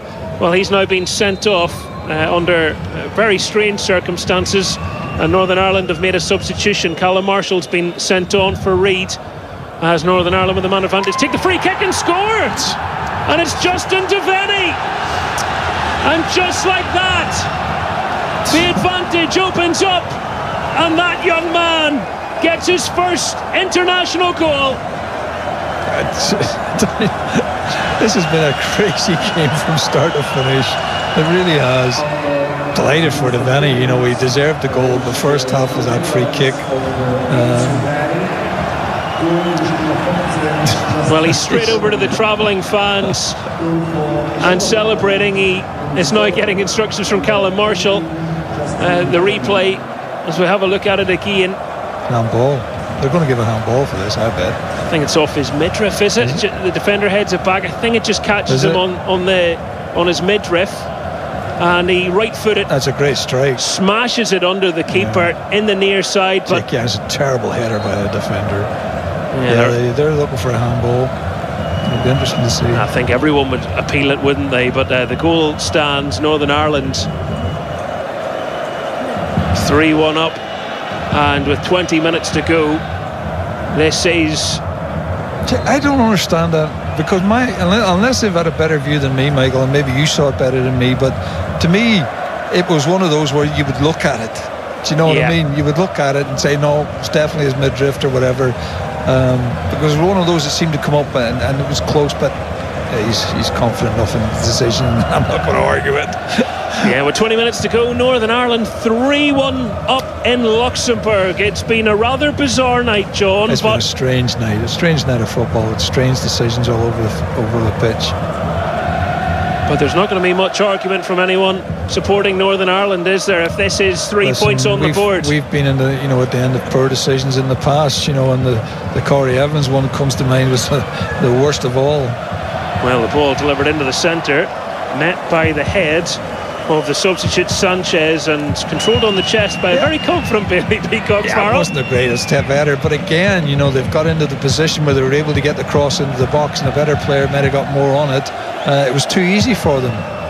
It's a poor header. He's headed it into the ground, and as you say, he didn't have to put his hand on it even.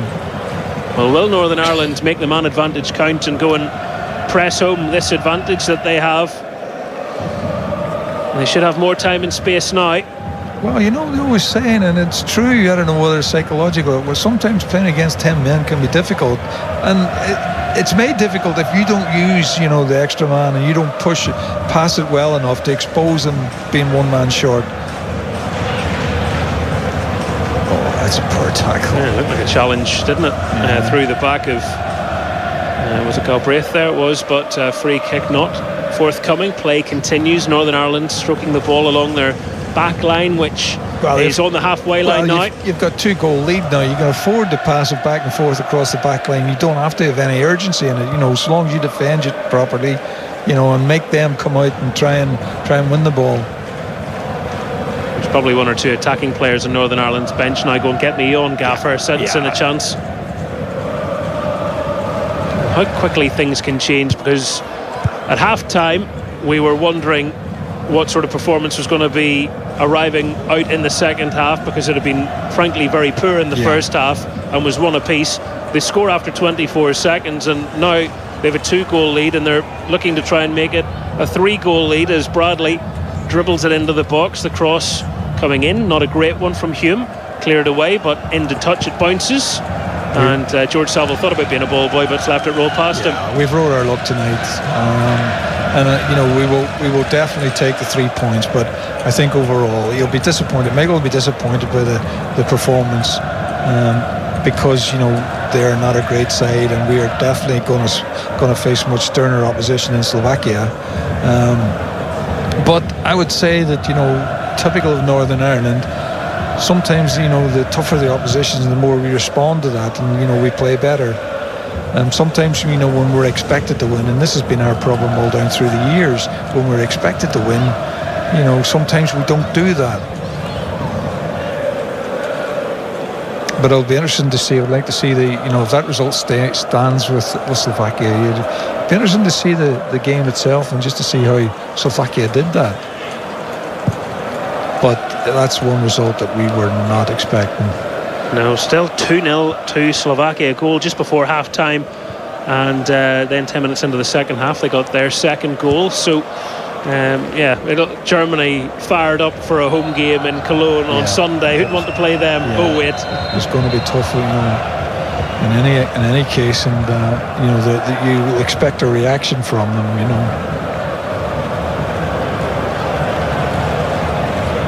What's your take on the second half of what we've seen of it, the half an hour that's been played? I think the difference between this half and the second half is that we were given the goal to start the second half just like the first, but we've capitalised on it. We've been tighter at the back, we've closed them down quicker, we've moved the ball quicker ourselves, and the sending off and the free kick from that sending off again was poor defending, but we capitalised on the poor defending, and in the second half we've been the better side. Northern Ireland on course for 3 points on the opening night in this group. Dealt what I think they would describe as a difficult hand with 2 away games to get things started, even if they're playing the lowest seeded team in the group to get things going. Then going to the big favourites as Northern Ireland move the ball to the left hand side. Devaney, score of Northern Ireland's third goal. Left footed, does appear to strike a hand. It was outside the box anyway. It's behind for a corner kick. He's only about 3 or 4 yards away from me, couldn't get out of the way. Devaney should be able to get that round the defender and get across into the box. Looks like we're going to make two now. Is it 3:10 coming on? Yeah, changes coming now for Northern Ireland as Rory McConville and Jamie Donnelly are going to head on. Conor Bradley is the first to come off, allowing Donnelly to enter the picture, the Spurs man on loan for the season at Stoke. And Owen Toole is the other player to make way. Like for like, isn't it? Rory McConville, who is struggling for minutes for his club side, but getting some for his country here. Yeah, it's probably a good decision by Michael, to give them some play time. Northern Ireland with a corner. Another goal now would put this one to bed. It's a good ball in. Morris gets gloves on it. Ethan Galbraith on his chest shoots it through, and there's a pile of red bodies in the way of it. But he did make a good connection, Galbraith. Northern Ireland hoisting the ball for Hume. He's been body checked at the edge of the box. That's an obvious foul, but the referee's missed that one, Sean. It's just a block in the back. I don't know why he hasn't given a free kick for that. More changes coming. Luxembourg's turn to fire some more bodies on. Muradovic and Mika Pinto are getting ready. They won't be coming on just yet because play resumes. And first touch for defender McConville. Plenty of time in front of him as he rolls the ball to the right to Hume, and now with Galbraith. But the format of this competition, you play your group games through to November. Group winners automatically qualify. Runners-up head on to playoffs next year. And even if you miss a playoff as a Nations League group winner, it gives you a chance to still make the playoffs through that route. I think Northern Ireland actually have a good chance of making the playoffs. Although again, Joel, who knows more about it than me, says that you get an easier draw if you finish second to get to the playoffs than you would do if you get through the Nations League. Yeah, I mean it's weighted in a way that makes sense. Sure, yeah. But it'd be 8 group favourites winning their group would give Northern Ireland that chance. And I looked through the teams, and there's definitely eight teams that you would fancy that's going to qualify automatically. Mind you, were you counting Germany? Yeah, true enough. 78 played. The 10 men of Luxembourg are 3-1 down. Northern Ireland are firmly in control, a position that certainly wasn't obvious at half-time to any of us. But we've been to Germany before and beaten them. That's what I want to hear. A long time ago, man. Do you know what? It just sets up that game so much better, because could you imagine the feeling going into it if Northern Ireland had faltered tonight? Oh dear me, yeah, absolutely. McCann, right foot, moving the ball to Shea Charles. Northern Ireland have it with Price. Haven't said his name much tonight. No, he doesn't do a lot, to be fair to him, but he sets up and scores goals. And he put a ball in there which wasn't half bad. It'll be a corner kick here. Galbraith just beaten in the air. Corner on the near side, across to the right for the visitors. Goalkeeper's played well for them, you know, particularly in the second half. Crosses have come in, he's dealt with quite well. Yeah, accomplished keeper, has played at a high standard for a long time. Probably quietly rather frustrated with some of the defending that's gone on in front of him. I was just going to say, Michael, if their back part of the team was as good as their forward line, they would cause us problems. It's going to be Devaney on the corner. Northern Ireland forming a little chain of players at the far side. Again, goalkeeper gets a great punch on it. Sanchez getting the touch. Galbraith off. Great tackle. Lovely sliding challenge, scooping the ball away. And not the best of crosses. Like, he needed to wait a little bit because we were still trying to come out of the box after the goalkeeper had cleared the cross, and you know, he really needed to delay it a little bit until they got into position. But it was a great tackle to win the ball. 10 minutes left of regulation time at the Stade de Luxembourg. In case you're wondering when Northern Ireland plays Slovakia first, that'll be at Windsor Park next month, 10th of October, and 3 days later home to Germany. And then it'll be away to Slovakia in November and finishing up at home against tonight's opposition on the 17th. They've been on that touchline for a long time, haven't they? Yeah, they really have. It's their goal scorer Dadari who sees his number 9 held up. Best player on the park, I think, tonight. Showed really good skill, great goal. Brought them even on the half-hour mark. He makes way to allow Muradovic to come on, the 28-year-old attacker who's playing for Odra Opole in Poland. And Bonaire is the other player going off, and Pinto's coming on. It'll probably be a bit of a change of shape here as the CSK Sofia man enters. Only international goal was scored against Azerbaijan 4 years ago. Over 40 caps for his country, so is an experienced player to be able to bring on. It's just a matter of seeing the game out now. Don't be doing anything silly, you know, that make it nervous last 10 minutes. Yeah, we all remember feeling comfortable 10 months ago and then suddenly not. But even now, when we get in the last third, they're still quite prepared to, you know, to pass it quickly and try and pass our way through it. Devaney, his pass opens up a gap. Northern Ireland still running. It's Marshall. Well, he had options either side, and he just had one thing in mind, and that was a shot. Yeah, he might have been better off just laying it off. I think it was the Price on the left-hand side who's coming in, you know, a little bit more of an angle, but he had nobody in front of him.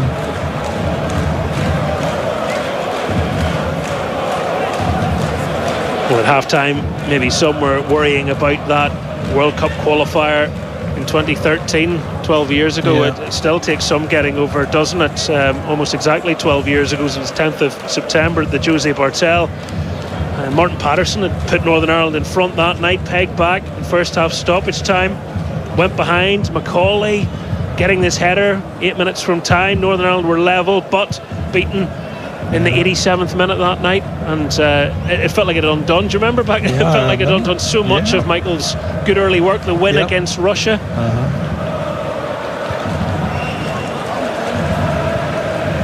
But this Northern Ireland team in recent times have developed something more about them, and even on a night like tonight where, you know, we can't pretend it's been a perfect performance by any stretch of the imagination, they've still had enough about them to come back into this game and score goals. I mean, for how many years, I watched the documentary the other night that we say Northern Ireland 0. Yeah, I know. We haven't been able to score goals. and that was against even teams like Luxembourg. You know, I mean, I played in a few games where we really struggled. Price is going to come off now. His night is over. Dion Charles is ready and waiting to be his replacement. Looks a little disappointed, Price. Yeah, I'd say he's disappointed he hasn't got his goal, you know, with the penalty. Perfect opportunity. And George Sabel is coming on for Paddy McNair. And a big relief to see Paddy McNair fit and available to play, considering he got a bit of a knock, didn't he, for San Diego? Yeah, it's a long way to travel as well. He's come from the west coast of America, and he's got one day less to get ready for the game. 84 minutes gone. Northern Ireland man to the good and 2 goals to the good. That's a corner kick that they've obviously practiced on training, and they made a complete relics of it. Could do with practicing it some more. I thought Callum Marshall had done well to win the ball back there, but the referee, well, his facial expressions completely contradict my thoughts on the matter. I think both players went into it, strong enough, and it looked as if it was ball against ball. I think maybe he felt he was caught by Cindy's foot after the tackle.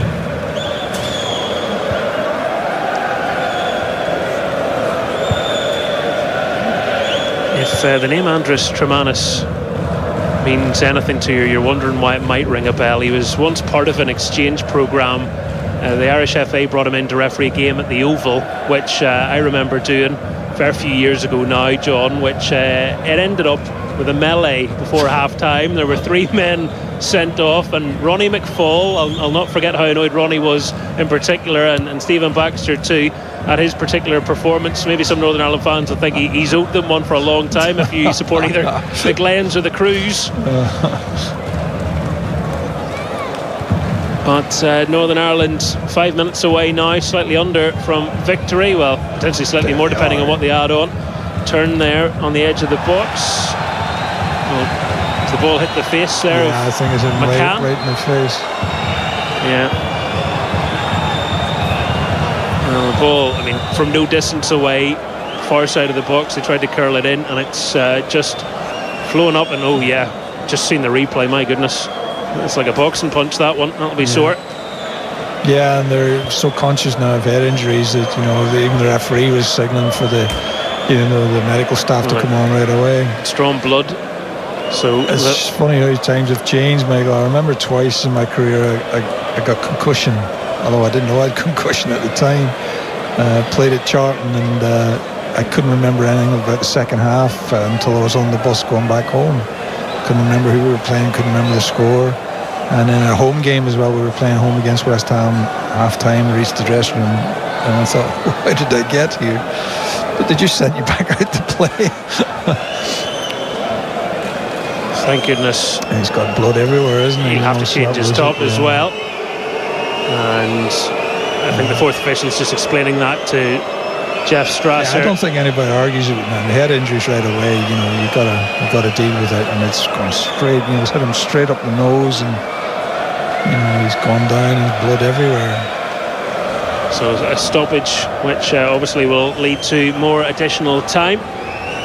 Northern Ireland looking to see out this match, and whilst that's going on, Luxembourg are going to make another alteration.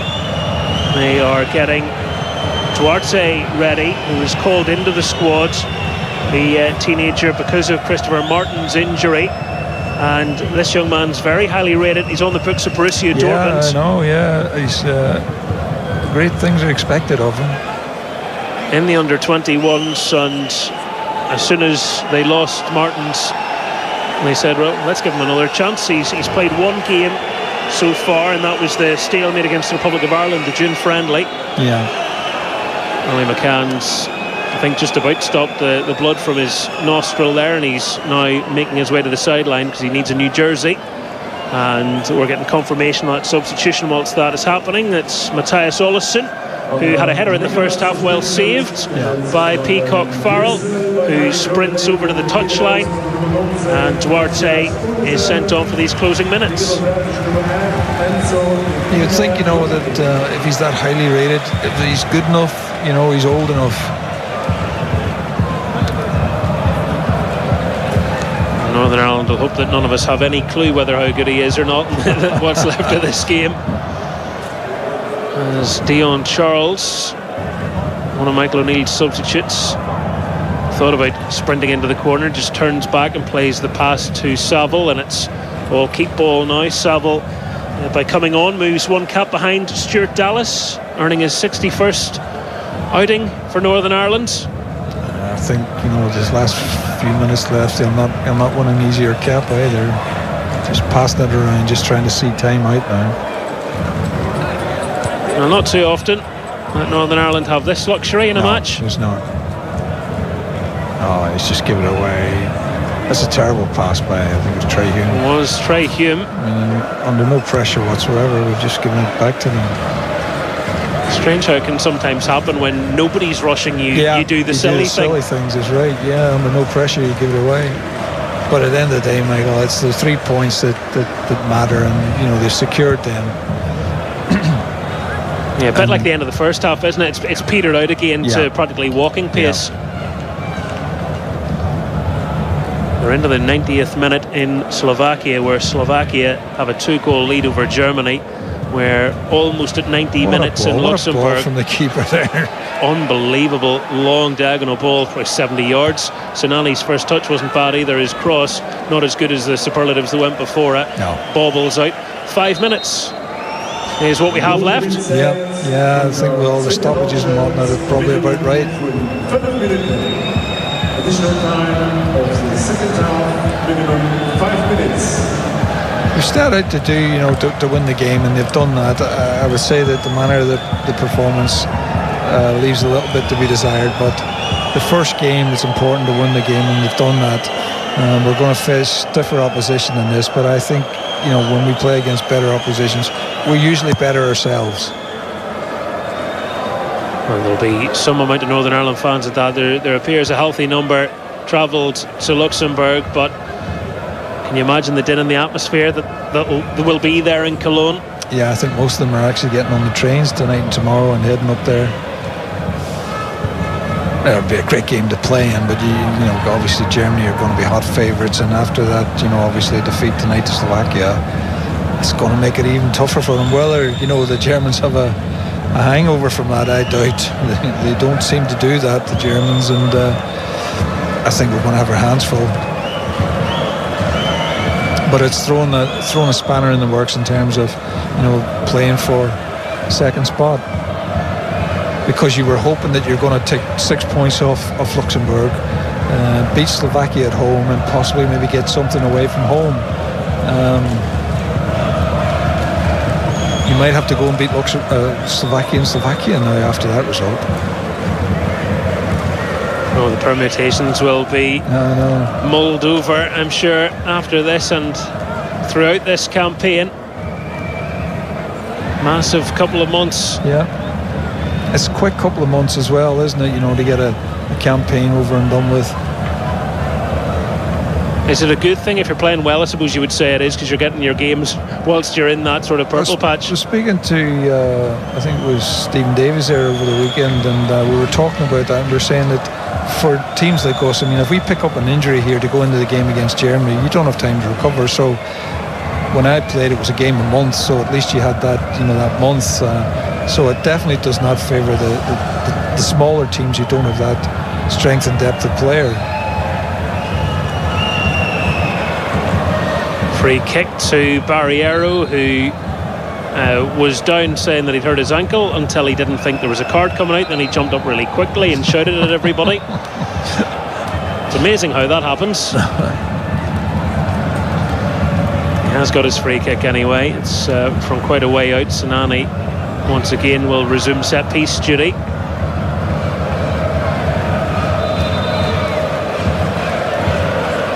Couple of steps, left footed.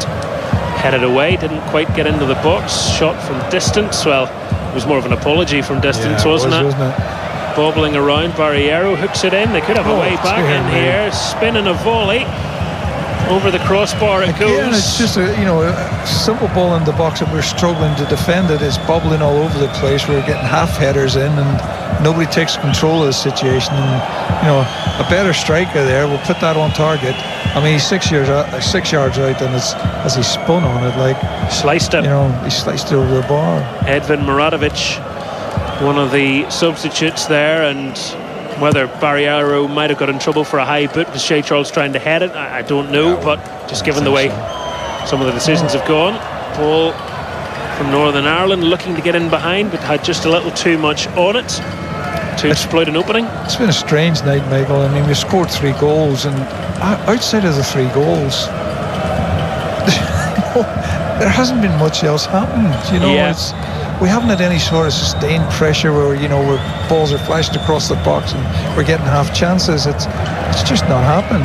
You're expecting to be blown away, aren't you, by a 3-1 win, and we haven't been blown away. No. But in a results business, well, it's obviously the result that counts, and I'm sure it's like onwards and upwards you're hoping. About 30 seconds of time added on remaining. Northern Ireland with their 3-1 lead. But we've played performances like this in the past, Michael, and come away with nothing, so we'll definitely take that. Sinani's rolling around now. Callum Marshall might have caught a bit of the man after getting the ball. He's not caught him that much. I think you and your teammates would have had to go at each other, let alone opposition, John, for any of that. I mean, come on, the game's over, get up. It's not really going to do much to help Luxembourg, is it? Even Michael Neal's on the touchline putting his hands out saying, what's going on? Let's get on with the game.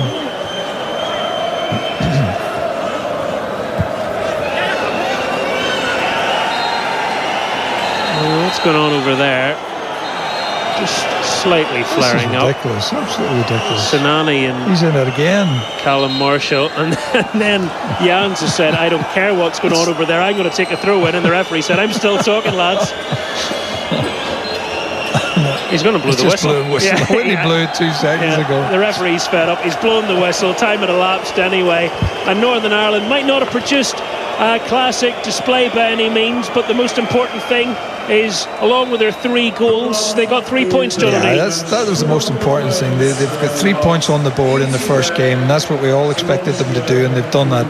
Michael will get them back into their hotels and probably look at the game on video and see where we could have done things better, where we really need to be tighter. We need to pass the ball quicker. But it's going to be very difficult to do that because Germany's the next game and they've lost 2-0 tonight. But we were saying 3 points after from this game, and we'll take it on from there. And the only sort of spanner in the works is the result that has come from Slovakia. They knew the job that needed to be done, and Northern Ireland have done it tonight. They got the opening goal through Jamie Reid after 8 minutes. They were pegged back by Eamon Dodari, who had a standout performance for the hosts after half an hour. Devaney struck the crossbar on the stroke of half time, but what a quick start to the second half. Shea Charles, not even a minute after the restart, putting Northern Ireland back in front for his first international goal, and also up and running for the Green and White Army.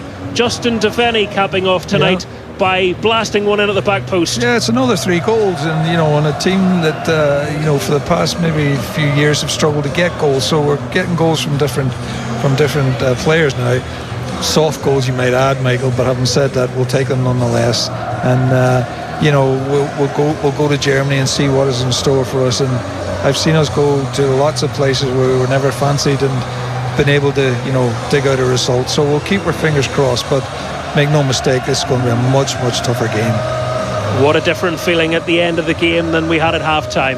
Yeah, and that's all down to the fact that that we were able to get the 2 goals and secure the 3 points. And then we'd rather be going to Germany with the win under a belt. But you've got to be realistic as well and look at the manner of the win, and we can play better, and we hopefully we will play better as the group progresses. Well, fantastic scenes away in the far corner as the Northern Ireland players go and stand and applaud their fans who are making an absolute racket for them. It's reminiscent of the end of the Nations League campaign when they went across to that same corner and clapped them off. Then they were group leaders. Tonight they are a team who have picked up their first win on their first night. Job done in Luxembourg. The 10-men hosts have been beaten. Luxembourg 1, Northern Ireland 3. John, before you go, I know you love a little trip of a little stat that takes you maybe on a trip down memory lane. Yeah. Germany / West Germany lose a World Cup qualifier away from home for the first time ever. Match number 53 in World Cup qualifiers on the road. First ever defeat, just their fourth defeat, home or away, in 105 World Cup qualifiers. Slovakia joined Portugal in 1985, England in 2001, and North Macedonia in 2021. That's how rare it is to see a German side lose a World Cup qualifier. That is a staggering result when you put it into that context. Joe, for Slovakia. Have they ever lost 2 in a row? Sadly not, John. I didn't think so. No, but they might have lost one and followed it up with a draw. I'll have a check. I'll check that one out for you. So there you go, and that's the other result in the group tonight. Slovakia 2, Germany 0. As I say, Germany lose a World Cup qualifier away from home for the first time ever. They'll be partying late in the night in Slovakia. I think they'll have another game coming up. They have to play Luxembourg next on Sunday evening. So it's 3 points for Northern Ireland and 3 goals. 3 points for Slovakia, and it's Luxembourg against Slovakia next to Northern Ireland away to Germany. So Keith, much better in the second half, or did the big moments go Northern Ireland's way in the second period again? Yeah, you know, at the end of the day, we got what we came for, 3 points. The performance wasn't great. 3-1 probably flattered us a little bit. Big turning point, obviously. You know, the second goal so early on the second half. You know, because of how we played in the first half, we had to come out strong, and we did that from the off. The lad who tried to clear it is Korac has had a night he will want to forget with the sending off as well. He's the one who actually cleared it. He's the one who gave the penalty deflected away. Gave the penalty away. So and was then sent off. And his free kick from the sending off led to the third goal. Yeah, he's had a great night, hasn't he? Man of the match. To be fair, I mean, his second yellow card's an absolute joke. It is. You see that in every weekend in football, and there's nothing. You know, and what mystifies me about that sending off is when the referee goes to speak to the Luxembourg captain, he gestures with his hand as if it was a slap across the cheek. Mm-hmm. But when you watch it back, he just sort of fends him off with his hand, and his hand brushes the face. I mean, if that's in reverse, you're thinking you're very hard done by. Yeah, exactly. And because we were talking, because it was a second yellow, we thought, well, VAR can't look at it. You know, and I'm not sure whether they did or not, because I think if they didn't, that rule needs to be changed. If a second yellow leads to a red card. It said on the screen that VAR was checking. I mean, if VAR did look at that and didn't overrule it, it's embarrassing. I mean, I don't know who's sitting in the VAR chair. No, exactly. But must be Jimmy Nicholl. But we see these VAR decisions every weekend now, and I mean, they get so many looks at it, and they still get the decision wrong, which, you know, is totally baffling at times. If that was you, George, back in the day, and sort of trying to outmaneuver a player, and you got a yellow card for that, I mean, you'd be pretty sick, wouldn't you? Well, I think a few years ago, you weren't even getting yellow cards for. But even now, I mean, if you saw that on a Saturday, one of your players for that, I mean, that's and unfortunately now, like he says, there's that many people sitting in a room coming to a decision, and then they're going back to the referee and. No VAR in the Irish League, George. It hasn't won you over, has it? No, certainly not tonight. I think it hasn't won over too many people, to be fair. Having said that, we've been on the receiving end of bad decisions over the years, so you got to take them when you can. And I mean, they saw it out. They've got the 3 points, and it's the bare minimum, really, George. It was all about the win tonight, wasn't it? Yeah, no, it was massively important that we got 3 points tonight, but thankfully tonight all the decisions regarding VAR and the referee went for us. No, we've got the 3 points, we've scored 3 goals, and I think in the second half there for me, Charles started playing higher up. He was passing forward, he was making runs forward, making runs into the box, and I know it was early on in the second half, but he was the one when the ball broke to the edge of the box. He was picking up the second balls and he got his goal from it. And for me, it was definitely a more positive performance from him, leading, trying to get us up the pitch in the second half to play in the front foot and create opportunities. Germany away is a totally different ball game, Keith. Given, I mean, you can imagine what the reaction's going to be in terms of the German press after that result tonight. Yeah, I think if we play like that against Germany, we could get a hammering. Because Luxembourg, they've got a few good players, but they're not a great side. Defensively, they're awful. The approach is different in Germany's kind of keep them at bay for 10 minutes, 20, half an hour, keep them out. When you do play these big nations, you sort of look at the game in stages and, right, let's get the half-hour mark, right, let's get the half-time, of your level. You got something to cling on to, but if you concede early away in a place like Germany, it can be a very, very we made the mistake the last time. Michael Smith, I think, scored in the first 10 minutes and it really angered them. I think we lost 6-1 or something in the end, so that was the other way of approaching it. But I mean, George, it is the 20th anniversary on Sunday of the England game, the famous 1-0 win. Who knows, maybe the stars will align. Yeah, listen, plucky 0-0. It can happen. It's football, and any given day it doesn't matter who you are. Giant killings, they always pop up now and again, but I think Michael's message will be, we'll go there after the 3 points tonight. The players will, they'll have a bit of confidence. Go there, enjoy it, give it your all, and listen, it's going to be a tough game, but if Michael and Northern Ireland can set up the way they do at Windsor Park in terms of being compact, hard to break down, don't concede early, they'll give themselves an opportunity to maybe at the very least get a draw. Listen, it's going to be tough, but it's a free one though, isn't it? Because nobody expects us. No. We're going to Luxembourg, we're going to Germany. Most people expect us to get 3 points. So anything more than that is a bonus. Let's hear from Shay Charles. He's been speaking to Gavin Andrews. Shay, a winning start to the campaign, celebrations with the fans. How special was tonight? I mean, it was unbelievable. It was a good start, but overall the first half was quite tough. But I think the second half we dug in, scored early on, and we finished off strong. A first international goal for you? I mean, I nearly got the one in the summer against Denmark, so I'm buzzing to get the one tonight, and for it to mean so much, it's incredible. What changed in the second half, and what did Michael say at half time? I think he just wanted us to get more pressure on the ball, and that kind of shows straight away. They're a good team on the ball, so when we press them a bit higher, they can force mistakes and we can get more chances. Germany have been beaten 2-0 tonight. How excited are you for Cologne? I mean, I can't wait. A lot of confidence going into the game, but obviously they'll be coming out even stronger now that they've got beat, so I'm looking forward to it. Thanks for your time.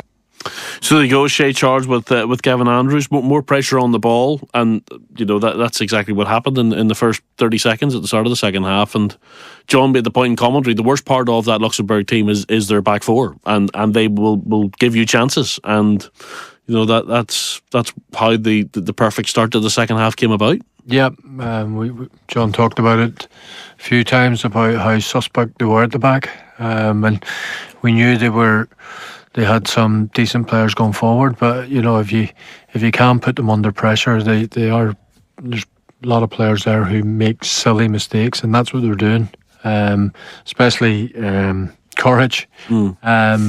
But we did need more pressure on the ball, because the first half, after we scored, from then on they dictated everything, and they shouldn't really be doing that to us. You know, a country like Luxembourg, we should be dictating the game, and thankfully, you know, getting us the early second goal, you know, give us that momentum to put the pressure on more, and we've seen more mistakes from their back four. I think there's a new feature on the BBC Sport NI website tonight where you can go and rate the performance of the players and maybe help decide who the man of the match should be. I hope Korach is an option, given the very positive contribution that he's made towards Northern Ireland getting those 3 points tonight. I mean, it probably took a little bit of the wind out of their sails as well, George. I mean, you've been on the receiving end of it with Linfield against Shelbourne. You can see the goal inside the first 30 seconds.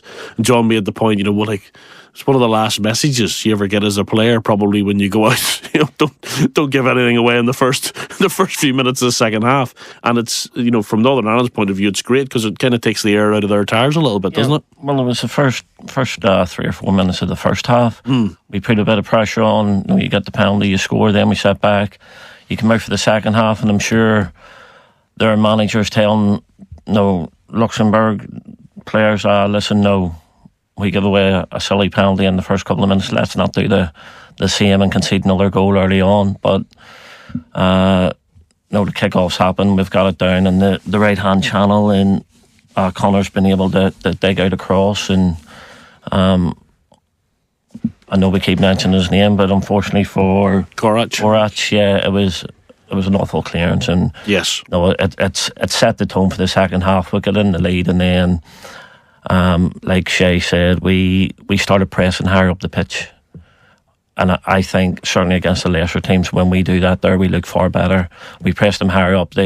They struggled to get out of their half, and once the sending off happened, we controlled the game. We just seen the game out, really.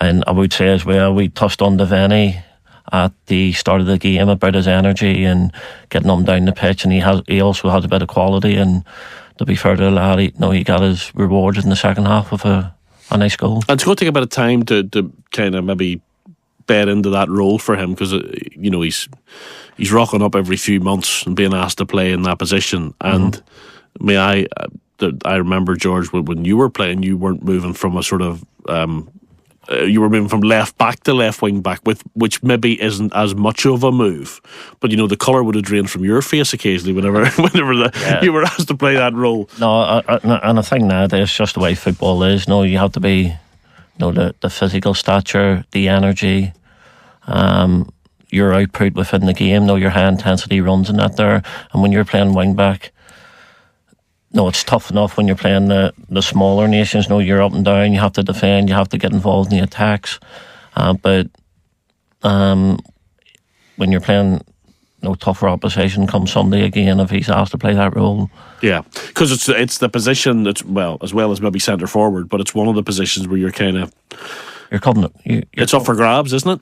Between him and Brodie Spencer. Brodie Spencer, yeah, and again, for me, Devaney played that role against Denmark. I thought certainly early on in the game he was excellent, and tonight he's shown again that he's thrown his name in the hat to be a regular starter in that position. I think he's got more quality obviously than Brodie Spencer, but Brodie Spencer has that where he knows how to defend at times. So yeah, it's something that he can just learn, to adapt to that role, because being a midfielder, you've got to learn to do the ugly side, of defending. So you got a night or two at wing back, didn't you? Yeah, I've done it a few times as well. It is the graveyard shift, so it is. It is tough. You were telling us earlier you were the rampage and wing back in the day. No, that was not me. Played on a few occasions, even early on as when Brian Hamilton was manager. Remember playing it. It's played at club level as well. I actually played it under Kevin Keegan. I was right wing back and Ginola was left wing back. That shows you how gung-ho we were, and we ended up winning 4-0 that night in Europe. Wasn't much defending done that night. Having said that, you were creating that many chances that night, you didn't have to. George, if I can say just before we go, 25 years ago tomorrow, you were making your debut. I wish I could turn back time. It is a long time ago playing Iceland, but great memories of that night. And hopefully, listen, maybe come Sunday night here, a young lad will come on and score the winner against Germany. Somebody who wasn't expected maybe to be in the starting lineup will score a header from a magnificent cross, Keith, to mark their debut. It's actually 31 years on Sunday since my debut, so 31. It coincides with the 7th of September of the England was 7th of September 94 against Portugal, so it's a big it's an important date, that one, for you, obviously. For me, with debut and obviously the England victory. I mean, 31 years ago, Keith. I mean, do you remember how they told you were playing? I did know I was playing before I even got to meeting up. Right. Alex Ferguson had already told me that you were going to play. Yep. Right. So Bran Hampton had obviously told Alex Ferguson. Right. So brilliant. He told me that. So yeah, no, it was disappointing that we lost that night. You're playing against like Figo. They had a great side then. Figo and Paulo Sousa and Rui Costa. Really good side. We lost a late goal, but great to obviously pull the shirt on for the first time. Let's hear quickly before we go from Michael O'Neill, who's been speaking to Stephen Watson. Let's not hear from Michael O'Neill because we're not going to hear him. George, did you know that you were going to be playing, or how was the news broken to you? I think mine was a little bit different to Keith. It might have been, was it Denmark away? I think maybe Jerry Taggart or somebody got a second booking, or one of the centre halves got injured, and we were walking through the airport, and I was actually a quiet lad at the time, but I think Sammy was scrambling around to see who he could call in as a centre half, and I actually spoke up and says, listen, I can play something. No, Sammy, I could maybe do a job in there, and it turned out for the best. We won 3-0, and I nicked him with a goal. You did, yeah. Well, we shall see. I mean, who knows? Maybe someone will become a hero on an unexpected goal-scoring hero, as you were. I mean, you didn't score too many more, to be fair. We shall see on Sunday night when we will be back in this very same studio. Keith and George, hopefully you'll be able to make it. We'll see how Northern Ireland get on against Germany. Northern Ireland up and running in their World Cup qualifying campaign. They've beaten Luxembourg by 3-1. And next up it's Germany, who've been beaten by Slovakia. A massive shock to start the campaign. Thanks for listening. We'll be back on Sunday night.